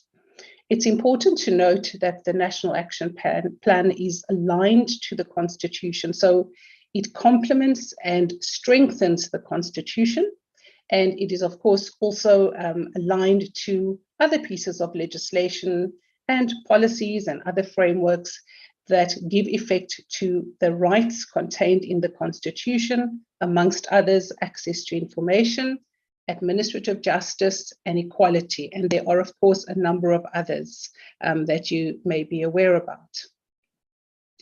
The Constitution importantly enshrines the rights to equality, non-discrimination, human dignity, and various other civil, political, and socioeconomic rights. Again, the Bill of Rights guarantees rights to everyone. Only 4 sections in the Bill of Rights applies only to South African citizens, and those, for example, include the right to vote. Section 7.1 declares the Bill of Rights a cornerstone of democracy in South Africa. According to Section 7.2 of the Constitution, the state is obliged, it must respect, protect, promote, and fulfill the rights in the Bill of Rights, and it applies to all, the legislature, executive, judiciary, and all organs of state. Section 195 was mentioned, of course, by a previous speaker, and that section deals with the basic values and principles governing public administration, commonly referred to as the Batho-Pele principles, and those include transparency, access to information, and putting the needs of citizens first. So important that the NAP is aligned to the Constitution. So the role of the Department of Justice, because it is responsible for constitutionalism and also because of its role in reporting to international bodies on implementation of human rights, it's the lead department to coordinate the implementation of the National Action Plan. I mentioned earlier that the World Conference and the Durban Declaration was adopted in 2001. So it has taken some time for South Africa to finalize and have the National Action Plan adopted by Cabinet. But again, in the spirit of collaboration and working with other sectors, the Department of Justice set up a multi-sectoral steering committee that had assisted over the years to develop, finalize, consult, input on the NAP so that it was ready for approval by Cabinet. Cabinet then finally approved the document in February 2019, whereafter the department launched the National Action Plan at a stakeholder roundtable event in March. And it was then, in terms of our international obligations, deposited with the UN in July 2019. Together with the National Action Plan, Cabinet also approved a 5-year program of action. It's a 5-year plan, an initial one that will be reviewed over time. And based on the comments and consultations that the department conducted, it reflects the high-level commitments and priorities that the country has to achieve over the first 5-year cycle. The department itself, as focal agency, is then directly responsible for specific deliverables in the implementation plan. Some of those included engaging other government departments to commit to and confirm their deliverables in terms of the document. It involved setting up funding models, conducting baseline study, all of which I will speak to a little bit later. And other departments, of course, were allocated a number of responsibilities based on the fact that government is the primary duty bearer for implementing rights. We can go to the next slide. Although government initiated the development and finalization of the document, it is important to emphasize that the NAP applies and belongs to everyone in the country. So that means government, civil society, private sector, communities, and a number of other sectors. And that implementation requires a collaborative effort. And this is not just government across all spheres, but also, as I've mentioned, social partners and sectors. The intention and rationale of the NAP implementation then is to ensure the promotion of social cohesion and contribute towards building a united and prosperous nation, and in fact a continent as well, through the achievement of the targeted objectives in the 5-year plan. So it requires the concerted effort of everyone to address all the current scourges of discrimination, xenophobia, and other forms of intolerance that we unfortunately still witness on a daily basis. Can move to the next slide. Important also is the alignment of the first 5-year cycle of the NAP program of action to government's medium-term strategic framework. And in this case, the close alignment here is with priority 6, which speaks to social cohesion and safe communities. This, of course, is linked to the National Development Plan in particular, but not exclusively, to Chapter 15, which speaks to transforming society and uniting the country. So as I mentioned, the department is responsible for a number of indicators under this priority, and South Africa is currently therefore busy implementing the 5-year program of action, and we are now heading towards the end of the first 5-year cycle, which therefore would have to be reviewed again and also will be aligned to the medium-term strategic framework. We can move to the next slide. So just on the issue of citizen participation, this National Development Plan in various chapters and in terms of the various outcomes, the priorities of government, acknowledges the importance of citizen participation in bringing about transformation. A previous speaker has also spoke about the role of visionary and ethical leadership, which cannot be overstated. This underlies, of course, issues of good governance, accountability, integrity, and transparency. active citizenry is, of course, critical to hold government to account. So in this regard, the role of the department is quite important, and we continue in terms of our mandate to conduct constitutional rights awareness, to capacitate members, especially members of vulnerable and marginalized groups, to raise awareness of their constitutional rights. The current year, 2022, has also been declared by the department as the Year of the Community. And in this regard, a number of activities are already ongoing to engage communities, to educate them about the constitutional rights and about justice services. Of course, the department works together with civil society. It is also already undertaking work with the community advice officers. Of course, community advice officers are based in communities and provide a good access point for the department and, in fact, for government to engage with communities. And to date, the department has already implemented 2 5-year EU-funded programs that looked at constitutional rights and socioeconomic justice for all programs. It, of course, continues with its work, anti-discrimination and rights awareness throughout the MTSF and in the current financial year. The current 5-year plan was updated after cabinet approval to align it and allow for reconfiguration of the departments to take place. We also looked at the United Nations guidelines that was based on global best practices in developing the plan. And importantly, the plan comprises of various objectives, indicators, activities. Various government departments with responsibility are identified, timeframes and costing to be achieved over the first 5-year cycle. This is, of course, to ensure implementation and also that commitments are aligned to existing baseline budget allocations as per the MTSF. And also, it is meant to enable structured and timeous reporting on the National Action Plan. In the development of the National Action Plan, there was, as I mentioned, the steering committee for the NAP. Once Cabinet had approved the National Action Plan, an interim governance structure was established, which assisted the department to lay the foundation for establishing a more permanent structure that would assist to coordinate overall implementation.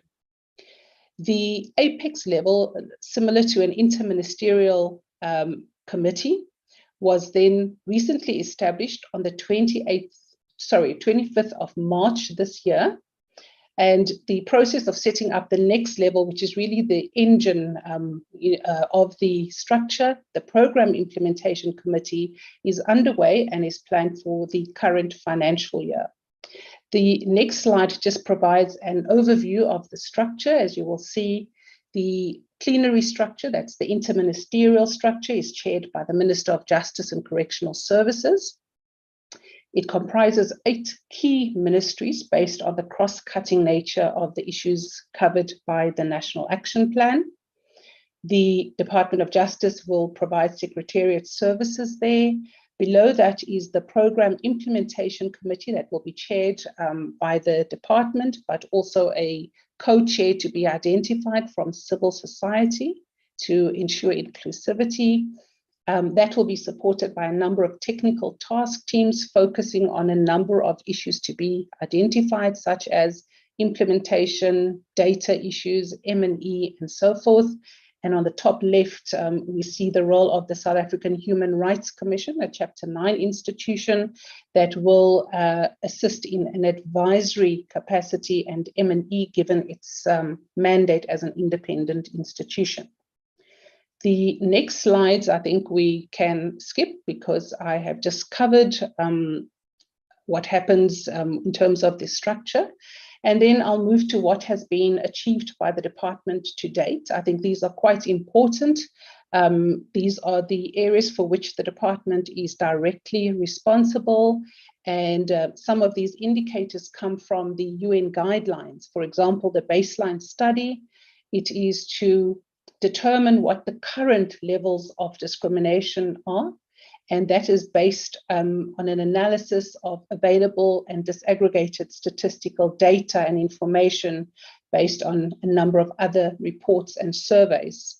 So this report was finalized during the previous financial year, and the department commissioned the Human Science Research Council to undertake that study. It was launched recently on the 23rd of May and contains a number of important findings and recommendations for future interventions and strategies to strengthen NAP implementation. The next slide continues with the deliverables that the department has achieved and working on still. It's setting up an online portal that provides free access to related information, documents, and so forth. It's available to the broader public, and it's updated and developed continuously. Then also based on inputs, for example, when we consulted NEDLAC, is that, you know, for victims of discrimination to be able to access rights and know where they can go for redress or advice, you need to have a updated service directory, and that was then produced by the department, and we intend to still launch that publicly once the structure of the national governance structure is set up. We can continue to the next slide. The integrated government strategy on public education pertaining to anti-discrimination in support of the NAP, because what we found is that various government departments have initiatives and efforts underway to deal with anti-discrimination training or awareness, but it was a very fragmented approach. So this strategy provides guidance to departments and government in general to improve coordination of these efforts on all anti-discrimination issues. And ongoing social mobilization dialogues are conducted by the department, working with other stakeholders and partners to raise awareness of issues and plight of foreign nationals and promote and protect human rights of both these groups as well as the local community. As we know, we've seen much of attacks based on xenophobia or prejudice that is ongoing, and this, for example, is an effort to try to curb and combat that. You can go to the next slide, where we continue also to talk about the general campaigns that the department undertakes to address all forms of discrimination.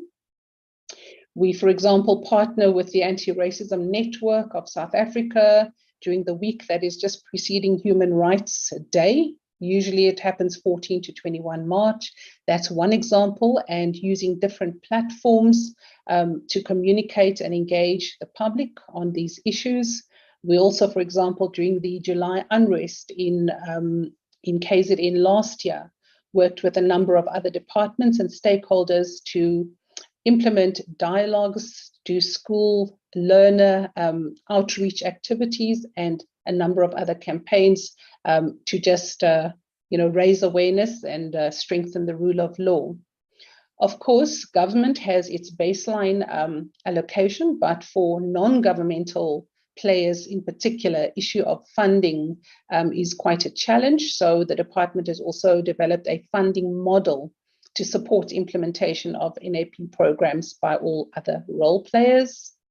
Then anti-xenophobia campaigns in particular, it is an MTSF indicator, which we have continued to implement over the previous MTSF as well as the current one. And these focus on the protection of the rights of migrants, refugees, asylum seekers, and stateless persons, again, using a number of different platforms and formats. We can go to the next slide. The NAP, of course, we are working with a number of other organizations and institutions, and one of these is the United Nations High Commission for Human Rights, where a United Nations Protection Working Group was established. The department has been a member of this group since 2013, and it currently co-chairs the advisory group within the UNHCR structure, and this has proven to be a useful platform for exchange of information, to identify hotspots, and to develop joint responses to deal with threats of xenophobic attacks. We can go to the next slide. Then in relation to the UNPWG work is also issues of how do you respond? We often receive information, we pass it on, for example, to the JCPS cluster, but a more formal integrated mechanism was identified through the establishment of this rapid response mechanism. The terms of reference and the members for the rapid response task team have been identified. The inaugural meeting has been held, and for this year it is to operationalize and implement the task team. Then lastly was also the highlight of commemorating the 20th anniversary of the the WACA 20. It's a lot of acronyms that the department hosted. This was a 2-day conference hosted last month, which also provided the department and in fact the government with an opportunity to assess progress made in implementing the Durban Declaration domestically, and also an opportunity to garner further support for the NAP implementation and identify priority focus areas for implementation going forward. The report on the conference is currently being compiled and will be available for dissemination. Then just in terms of conclusion, what the challenges are. So as I mentioned earlier, the department has been quite actively trying to engage different departments to validate and confirm commitments regarding the NAP implementation. Unfortunately, the uptake has been quite slow. There has been quite slow or low levels of responses to communications issued, and this then in turn impacts on the effective implementation of the NAP. The intention is to address this through the imminent establishment of the NAP governance structure, as I mentioned, in this financial year, and also to look at the MTSF Priority 6 structure to assist with the M&A issues. And then lastly, just in terms of the way forward, on the next slide, what it is that the department intends to do is to, of course, continue and strengthen partnerships with other departments and entities, setting up the structure, re-engage the various departments to really support and give buy-in to the NAP implementation, to closely study the baseline study findings and implement those recommendations, and then continue as we mark the 25th anniversary of the coming into effect of the Constitution this year, to reflect on current challenges and look at recommendations and possible reforms for the way forward. And then on the very last slide, just the conclusion is that it is clear that a lot has been done, but a lot more still needs to be done. And the effective implementation of the NAP will certainly contribute towards building a more equal society and to strengthen the rule of law and democracy as envisaged and envisioned by the National Action Plan. And I think my parting words is that a society in which people are free from discrimination is critical for building public value and trust for active citizenship and social partnering. Thank you very much. Thank you very much for the contribution on the National Plan of Action and all the achievements that's been achieved thus far, and then also reflecting on the implementation and the challenges and way forward. Thank you very much for that. And I did see in the Q&A there was quite a couple or a number of questions relating to the specific topic. Colleagues, yes, with that we then move into the question and answer and discussion session. And Prof. Fikeni, If I may share, there was a question in the chat which the participants on the Q&A cannot see. I'm just going to read that to yourself. It's a question to the acting chair of the Public Service Commission, and it's from the DG DPSA that says, I am fully in agreement that we must move from rules-based approaches to value-based approach as embedded in the Constitution. But where do we start? So the reflection is then, where do we start?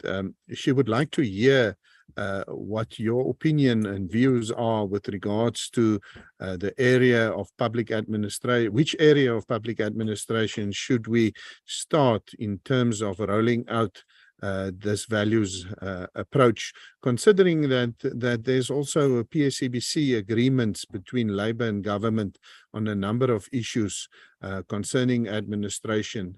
These goes beyond the normal wage management to aspects of conduct, labor relations, discipline in management, and so forth.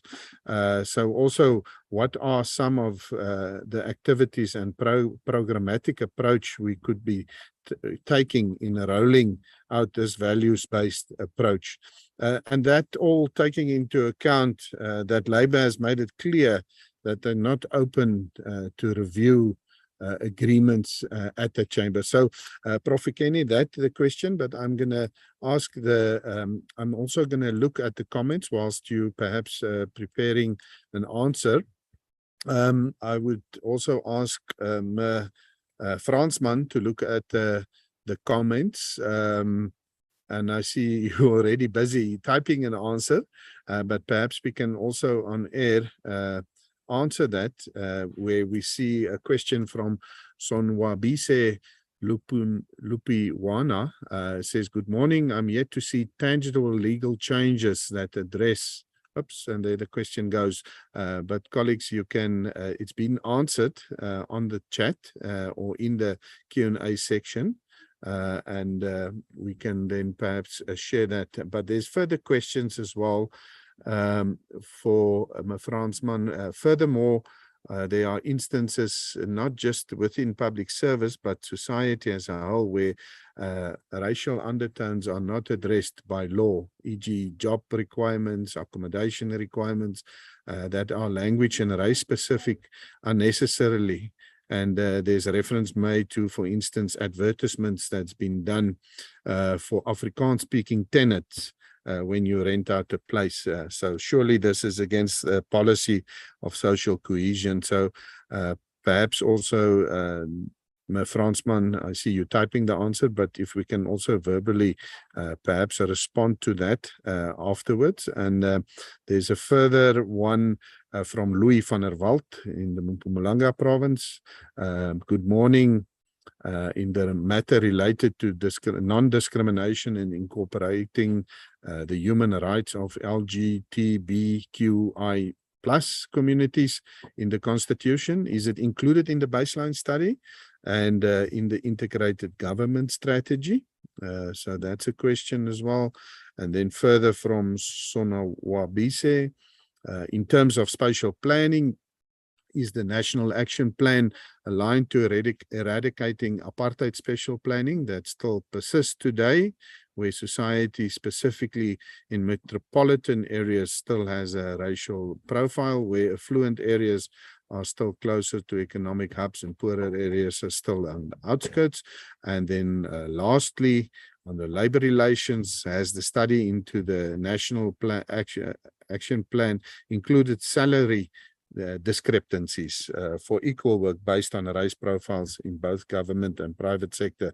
If not, is there an intention for government to intervene on these matters?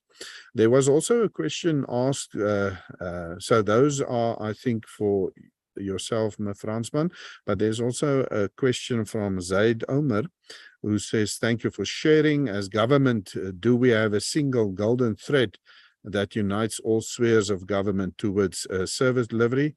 For example, is there a service delivery value chain within government? Now, I think this question specifically also relates to PAMA, but I was thinking perhaps Prof. Kenny can also just share his understanding and ideas of the service delivery value chain. With that, those questions that's been asked, I'm going to hand over to Prof. Fikeni to start the answer to the questions posed to him. Thank you, Professor. Thank you very much for that question, Program Director Marcel and DG Yoliswa. Indeed, the issue of trying to introduce value-based as a value add to the rules-based is not going to be an easy one. But I can simply say that it will include, among other things, working very hard with different stakeholders on the training and education side, wherein it is impressed on all the public servants why the constitutional foundation of every other regulation you have starts with the values. This can be done without even fundamentally disturbing the current arrangement in terms of the labor laws as it stands. Perhaps I would say, take, for example, the issue of professional ethics. How do you make sure that you improve on that? Let's look at other entities, such as in the legal fraternity. You do have a situation when you violate certain ethical codes and practices, you can be struck off the road. And in the medical field is the same. We may have to bring in professional bodies or introduce one so that there are in different sectors of public servants areas where these ethical codes, the taking of oath, and several other things can be explored. Let's take, for example, if we go to Chapter 10 of the Constitution, the issue of ethical, the professional ethics that should be maintained. The issue of efficient and economic and effective use of resources. What would that mean?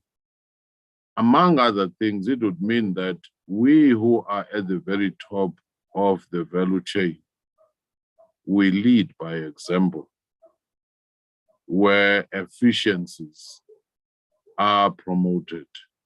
Sometimes you find that the secretaries and the people at the very low rank or middle rank of the public service will be told that they should be frugal in the use of resources, but they are processing all the time what senior managers are entitled to in terms of travel, in terms of allowances, in terms of many other things.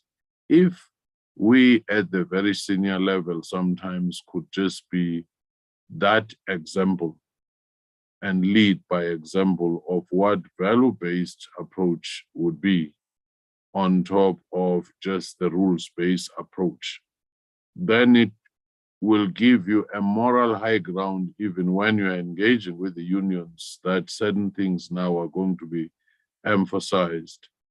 But in our performance agreement, in our incentivization schemes, what room is there to incentivize those public servants who have shown that they live by these values, they promote these values? That too becomes key, so that the incentive scheme is not just focused on rules. Take the example, I was looking at the municipalities and the report recently, where you find that they say this municipality has had a clean audit, and yet the shambolic experiences of people on the ground and the lived experience of people on the ground. So the whole value-based system is much on understanding why our constitutional democracy exists and what is the dignity and the value of life of people who are serving, and what is the service leadership, and what is that orientation.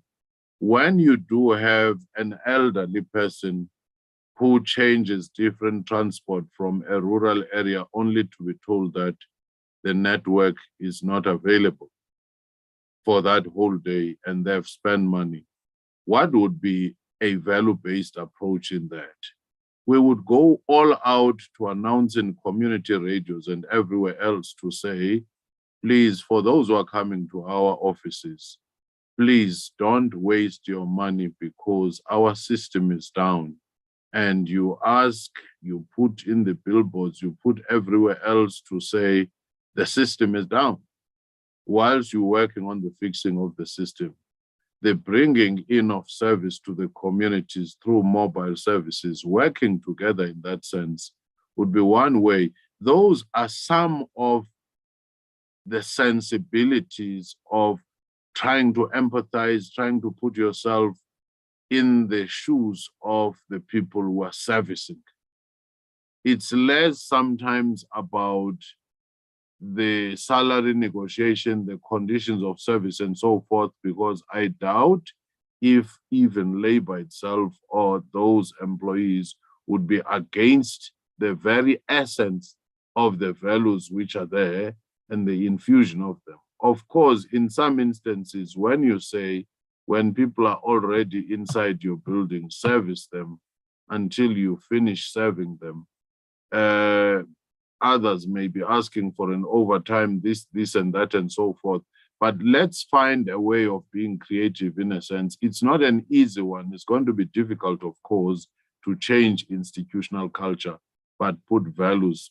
But at the very end, it says, how do you put at the very heart of everything that we're doing, the dignity of the people who are servicing, the efficiency of our values, the morality of how we do things, and the creativity. If we say we innovate, how do you innovate such that people who are your clients, who are supposed to collect documents, don't travel all the way to the offices, but you are able to SMS them, you are able to sensitize them, not to waste resources trying to come.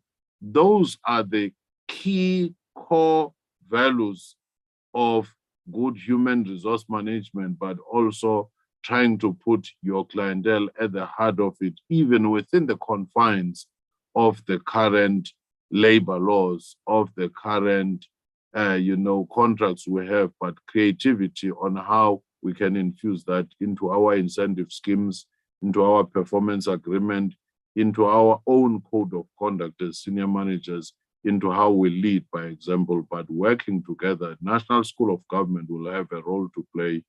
DPSA will have a role to play. And I'm sure monitoring and evaluation units of government will have a role to play. But how do we put this and translate this into practice? I think that's the main thing. Thank you. Thank you very much, Prof. Ikeni. Yes, I think those are the challenges. How do we translate this into practical matters? I think it's a very important issue that's been raised, that one needs to see how we embed the constitutional values and principles into the public servants. And that's still a long way to go in my mind. So thank you for the answer there, and we'll see how we can, as sister departments, work together to get these values and principles instilled, most probably making use of the Batupele programs and so forth as well, to a great extent, to instill those values within the public servants. So thank you very much for those reflections. I would also then like to give Fransman an opportunity. Colleagues, I know that she's been answering some of the questions on the Q&A, but I understand that all participants don't have access to those answers. So I would also like or request Fransman maybe to just reflect on those other questions as well that was answered on the chat for the sake of sharing with all the participants. Thank you very much.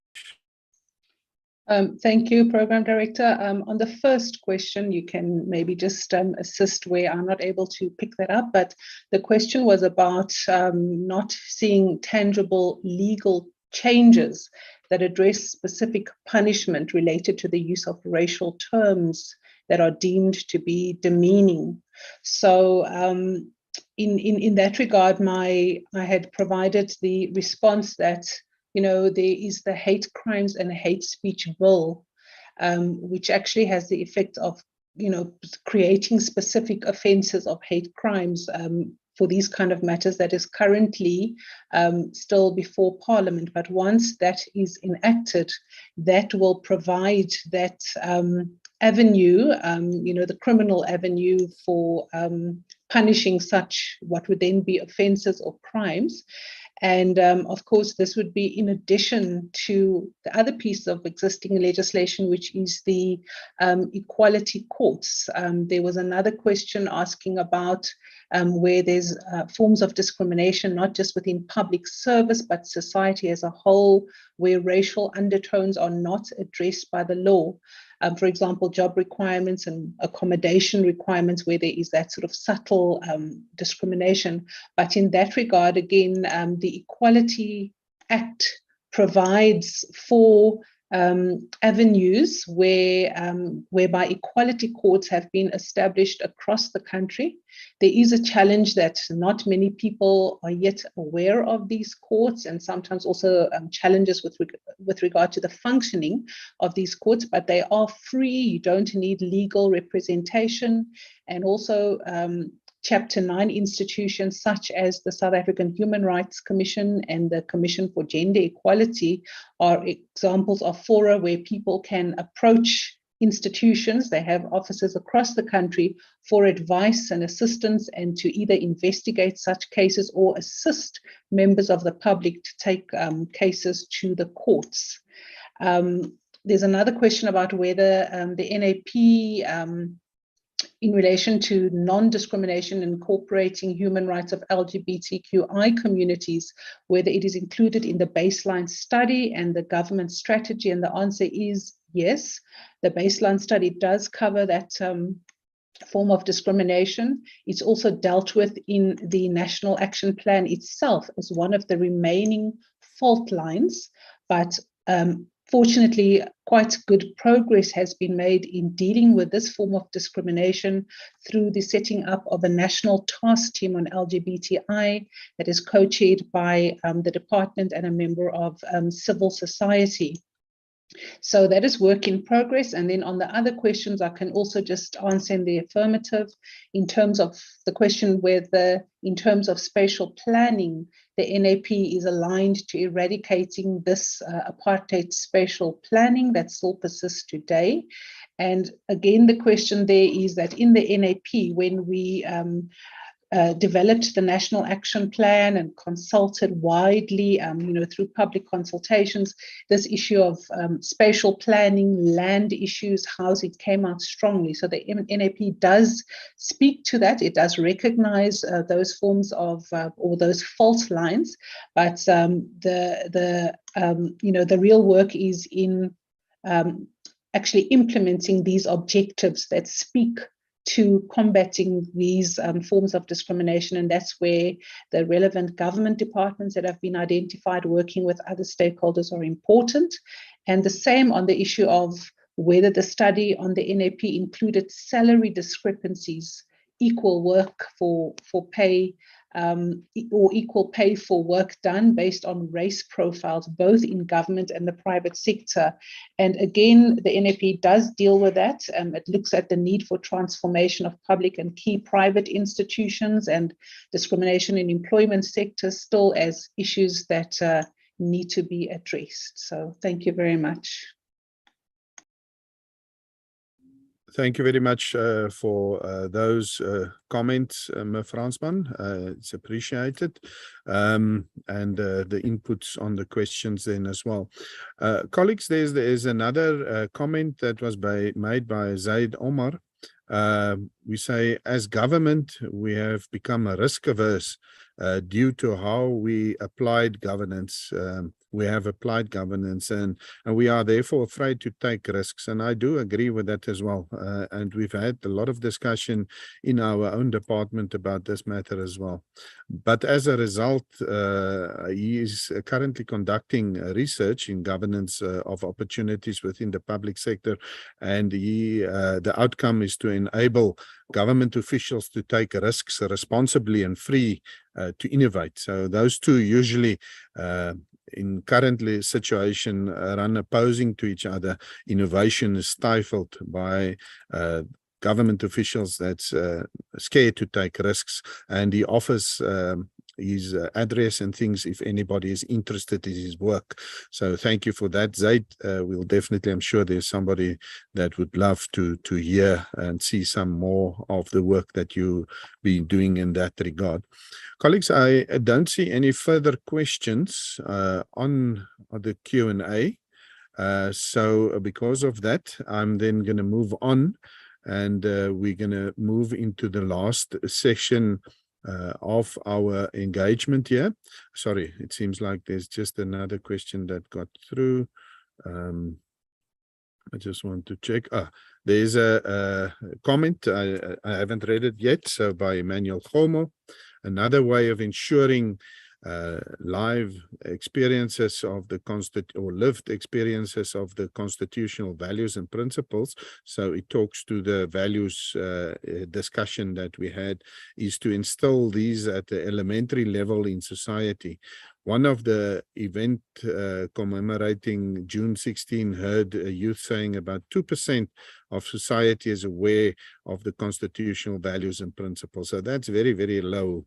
And the schools are not targeted enough for education and promoting awareness of the constitutional values. And I'm sure everybody is also aware that there's a revised Batupele strategy that's just recently been approved and has a program. That strategy has a program to instill the principles within the school curriculum and ensure learners from an elementary level, school level, starts learning about these Batupele principles and values in an explicit manner.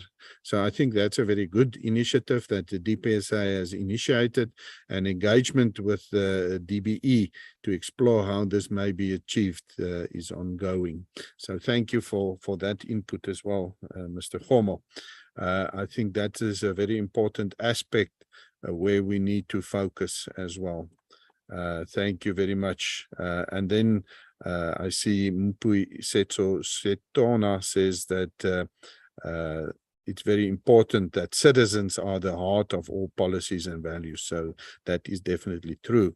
Those service recipients needs to be at the center of everything that we do as public servants, and they must derive value from the efforts that we put into the delivery of services. So thank you for all those inputs. I'm then going to ask, we've requested Prof. Mogi Suban, the chairperson of Asad PAM, to also share with us to reflect on the presentations that's made, and possibly, if any, share some recommendations on a way forward. But before you speak, Prof, I would just like to also read your biography, your profile. So Prof. Mogi Suban is a professor at the University of KwaZulu-Natal College of Law and Management Studies, and she's been in academia for over 29 years, has a B Admin Honours Masters cum laude as well, and congrats still. That's a couple of years ago, I suppose, but that is well done, and a doctorate in public administration. coordinates the master's program at the university, and Prof. Subhan is the deputy chair for research at her university for ethics. She serves on numerous national and international journal boards, is widely published, and both national and international, including publication in books. She has an exemplary track record for training public officials at all levels in government, and worked with the NSG on their training programs for 2 decades. Prof. Subhan has produced several graduates at master's and doctorate levels, and currently the chairperson of ASATPAM. Professor, perhaps you can say what that whole abbreviation stands for as well. I tried to figure it out and I've got halfway, I think, but ASATPAM is a long abbreviation. And then also the Public Sector Committee member of SAICA. Professor Subhan has served as Program Director for the former KZN Premier's HR Conventions and served as Budget Critic for the KZN MEC. An avid researcher in public administration field, and believes that we can make a difference with a positive mindset. She is mentioning mentoring early career academics in the field of public administration and management. And Prof. Subhan is also involved in community outreach on a voluntary basis for empowering people. So thank you very much. With those introduction, I would love to hand over to Prof. Subhan for her remarks and comments. Thank you, Prof. Thank you, Program Chair, and thank you so much for those introductions. Good day to all of you, and all protocols observed. I think I must just quickly qualify what ASAPAM means as an acronym. It's the Association of Southern African Schools and Departments of Public Administration, where we have approximately 15 member institutions in higher education that teach public administration that are members, and we actively engage in a public administration discourse on a continued basis. So colleagues, this midday, thank you so much for your deliberations thus far. And these are some of my gathered thoughts on the discussions that have been ensuing. So there is a fresh call to open up robust perspectives on the future that is being expressed most emphatically in and through the celebration of Africa's public service delivery. The COVID-19 invigorates the question of how African futures are imagined and shaped in relation to the world at large. Yes, COVID-19, colleagues, has been making it a matter of contestation for us whether the pandemic is a turning point or just an aggravation of existing crises that we face. But regardless of how it will end, the emergency challenges for the future must create visions in multiple ways as we strive to fulfill our National Development Plan, our 2030 ideals, thus linking it to the Sustainable Development Goals and the Agenda for 2063. So the important typologies that I've been picking up from the discussions today is focusing on environmental governance issues, the threat of food security, professionalizing the public service, and imbibing a strong moral and ethical culture based on the emphasis of youth development, human capital development in terms of training and skills and knowledge and technology transfer. How can we deal with and address gender-based violence and protect the rights and space for women, not forgetting children as the vulnerable sectors of our society? So then I quote, "The crisis we face is a significant opportunity to stop and engage in an unthinking of the science that makes the world churn," unquote. In that sense, then, the focus for Africa's Public Service Week may be seen as an opportunity for a paradigm shift towards new forms of knowledge production in Africa and beyond. And for emerging, a very interesting concept I want to leave with you today is Afrotopia as a concerted effort for epistemic freedom. So dear colleagues, the harsh effects of globalization that continues to play out in the local and global arena, the time has come to develop Afrocentric policies that make Africa self-sufficient, self-sustaining, and self-flourishing. The message today through the speakers and presenters is well formulated and received, but what is important for us all is the next step, which would be to make this endeavor more concrete, and to translate vision into action. And I like what one of our honorable speakers said. Let us do a report of what we have achieved and what we still need to do, but more importantly, we need to put it into action with expediency. How can we develop new forms of collaboration with African partners? Such innovative approaches may also lead to new understandings of future making. What if the vitality of our society and the lived experience with multiple certainties and the creation of finding diverse strategies encourages a renewed search for alternate futures? So colleagues, if the COVID-19 aftershock results in a rethinking and reshaping of Africa's future, it will at least have positive side effects. We have the potential to be resilient, and I'm glad the word resilience has been bandied ever so often in today's deliberations. And as we overcome these challenges and upscale our energies and capacities in a robust manner, food security has been much talked about this morning. It is coming to be recognized as a structural issue for many on the ground, and it needs to be tackled on several fronts simultaneously. And here I want to emphasize 5 aspects, if I may. At the household level, securing a family's ability to grow and buy enough food for a healthy family, while increasing inequalities that hamper access to food and other resources within the family. Secondly, in the field, channeling support and incentives to scale small farmers, particularly women who raise staple crops. Thirdly, in local communities, how can we establish safety nets to protect those most vulnerable to droughts and other emergency situations? At the national level, how can we maintain adequate food stocks to counter crises and stabilize prices, invest in research to raise yields, improve storage, and reduce labor time for growing food processing? At regional levels, how can we foster greater trade among African countries to create larger markets for local food production and encourage cooperation to develop infrastructure and inputs? So dearly beloveds, food security in our countries is severely and adversely affected by a number of obstacles, including drought and desertification, fragile and easily eroded soils, diminishing soils fertility, I beg your pardon, malfunctioning and land tenures, weak infrastructure, socio-political disturbances and civil wars, and poor research and extension of personnel capacity, to mention a few. So the level of poverty is an enormous one and a force to be reckoned with fervency. How do we then address fragile and vulnerable ecosystems? And we've seen the recent devastation of the floods in KZN and the Eastern Cape. It has created a seismic shift now in disaster management and put a new spin on how we scale up our resources.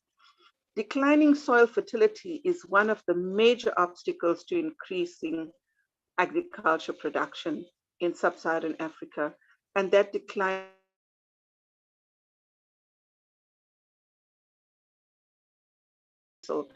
a global think tank on water issues will mean that by 2050, there will be water shortages in more than 2/3 of the world's countries. Dearly beloveds, water is becoming such a scarce commodity in this day and age. So the design and implementation of appropriate policies to achieve our strategic short and long term simultaneously must be based on sound understanding of household and community behavior and their needs. So then let's move on to sustainability issues. While an attempt has been made to identify a number of socioeconomic and policy issues to be considered in efforts to assure sustainability of the future, what is needed is institutional and human capacity should be strengthened through policy research, training, short and long-term technical assistance. This will be successful only if it's based on sound analysis and what I call location-specific understanding of the relevant factors. So successful policy making for sustainable development will entail significant attention and an iterative, adaptive process and continued quality assessment to ensure that we're on the right track. And I'm glad that the public service celebrations this week is focusing on human capital development, and I want to touch on that. So human capital development in various sectors such as telecommunications, labor-intensive manufacturing, climate governance, and professionalizing the public service are seen as some of the key determinants in building on and expanding our focus. Generating local employment, training, and skills building, and the knowledge and technology transfer are fundamental to raising the expectations of the Sustainable Development Goals and towards our agenda for Africa 2063. What are some of the recommendations I want to leave with you today? There's a clear need for us in Africa to attract and reap investments into crucial sectors of our economies so that we can build human capital development. Government policies and measures are crucial for effectively leveraging these investments for development. There's a need to maximize the benefits of human capital development so we can encourage upgrading operations to include value-added production and actively promote linkages with local firms. This will allow better knowledge and attention for our local ecosystems. How can we build, dearly beloveds, multi-sectoral collaboration to root investments and contributions to the much needed economies that we are facing currently? Training and skills building programs for the youth is an imperative. Forging partnerships with higher education institutions is a significant one, and I want to share with you a very important concept here, and that is the notion of a public service dominant logic, which is really where we're actually partnering with higher education institutions for knowledge and skills transfer as a strategy to recruit human capital needs. So there are a few questions I want to pose on the human capital development issues. Which sectors are more likely to benefit in terms of human capital development and why? What are some of the ways our government policies can enable or constrain human capital development? Do African governments leverage economic engagement for human capital development in Africa? And if so, why and how? In what ways does our home country policies enable or constrain human capital development through our current forms of engagement? And what are some of the ways our organizational strategies or policies can enable or constrain human capital development? Some food for thought. And then some of my closing comments on rethinking Africa's future for Public Service Week. For many people living with risk and uncertainty, it's a quotidian experience now. Ethnographic studies give evidence of multiple uncertainties encountered by citizens in their daily lives. And the question then arises, how can we make a difference on the ground? So I'm glad that citizen participation was mentioned because it is a non-negotiable which is firmly entrenched in legislation. The futuring builds upon future and forward-looking orientations consisting of dreams, visions, forecasts, and anticipatory policies and other attempts to gain control of our very future that is becoming so fragile. We cannot act upon fictional expectations and imagine futures, but be realistic to address these onslaughts and the state of our current and future generations to come. Our Honorable Deputy Minister said in a presentation this morning that we can do it, we can make it happen. So there is a significant emphasis that was also placed on the presentations this morning in terms of chapter 10, section 195, the values and principles of public administration. And I'm glad that that strong ethical focus was a focal point. So then, how can public widen enough to encompass the public-private partnerships that foster routine service delivery? A well-rounded public service professional needs a well-rounded educational foundation, creating the ability to operate as efficiently as possible. And my parting words then is I want to leave 3 important aspects with you as an alliteration, and I call it the 3 C's. The first C is collective commitment and dedication as public officials. The second is compliance to the plethora of legislation and mandates and strong adherence thereto. And the third C is corporate governance principles of integrity and ethical behavior. We can and will accomplish our goal in the words of our minister. Thank you.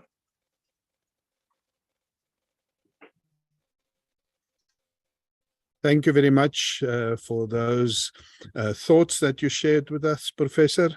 I think there's a lot in this that we need to follow up on when we listen to the recording again and see how we can answer some of these questions that you've put to us. I think a noteworthy comment right in the beginning was, how do we concretely translate vision into action? And I think that's something that we as government have been struggling a lot. We know that we speak of how do we take policy and implement it. We've got best policies, but implementation is still lagging behind. So I think that is very, very apt point that we need to reflect on and see how we can translate those visions into actions. Also, we note the points, the 5 points that you've made, cascading from the household up to the regional level. I think that is something that we can look at and also take into consideration. And then departing words with regards to the 3 C's, specifically the second one, as the Department of Public Service and Administration, we've been reflecting on these compliance matters now. It's not only us imposing them onto other departments, but we also see how we can lighten that compliance burden and see how we can possibly cut it down. So thank you for sharing your thoughts and analyzing the presentations. We really appreciate that. Thank you very much. Colleagues, it's then come to the point where we have the closure, a vote of thanks and the closure. So I'm going to do that as well. Again, we'd like to thank Honourable Deputy Minister for the Public Service and Administration, also the Acting Chairperson of the Public Service Commission, the Chairperson of the APRM, the Chairperson of ASATPAM, and then also Dr. Sukela, from the Chief Director here in our department.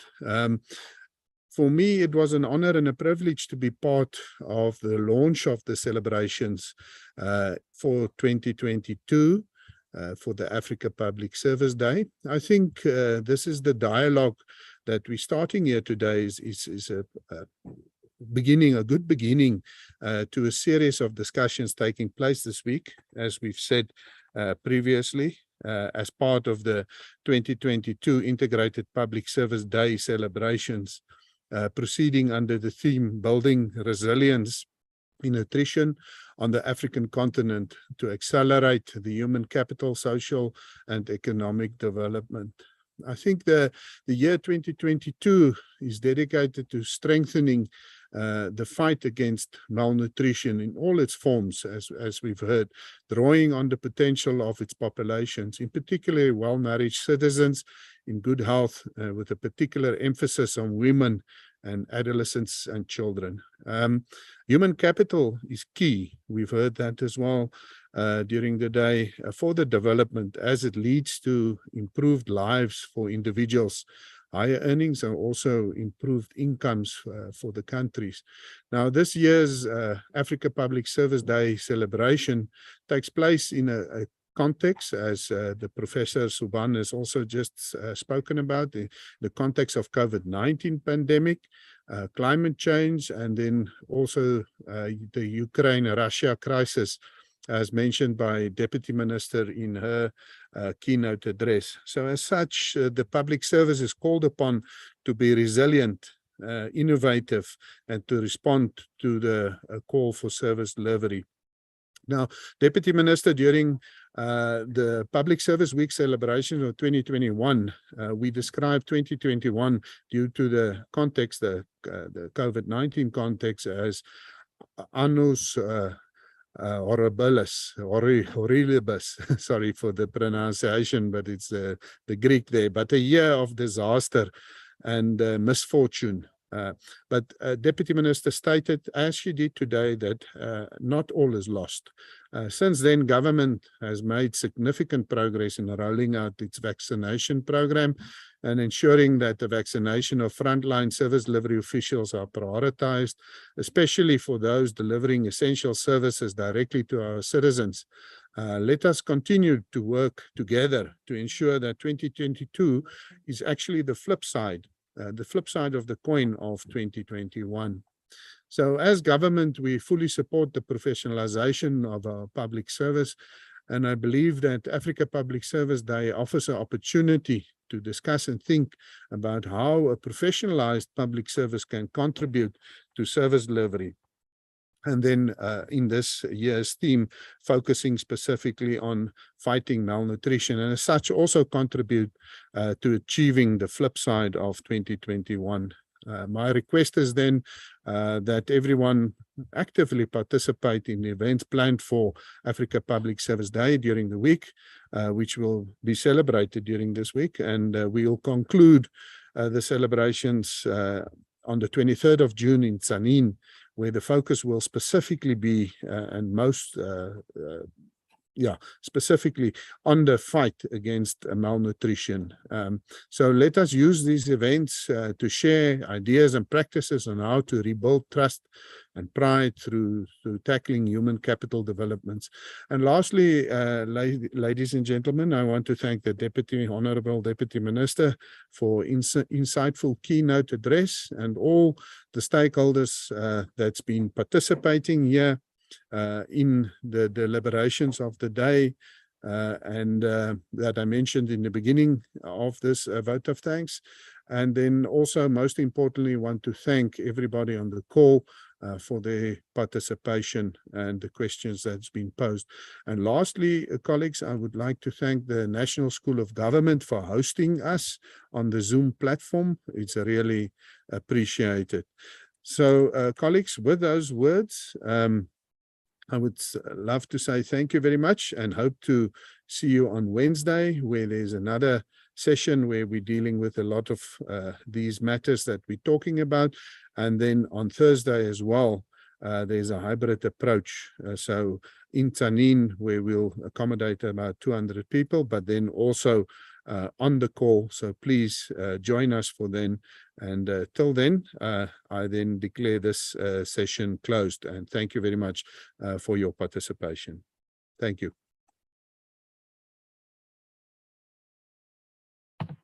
Thank you, Program Director and colleagues. Thank you and goodbye. Thank you, colleagues. Goodbye.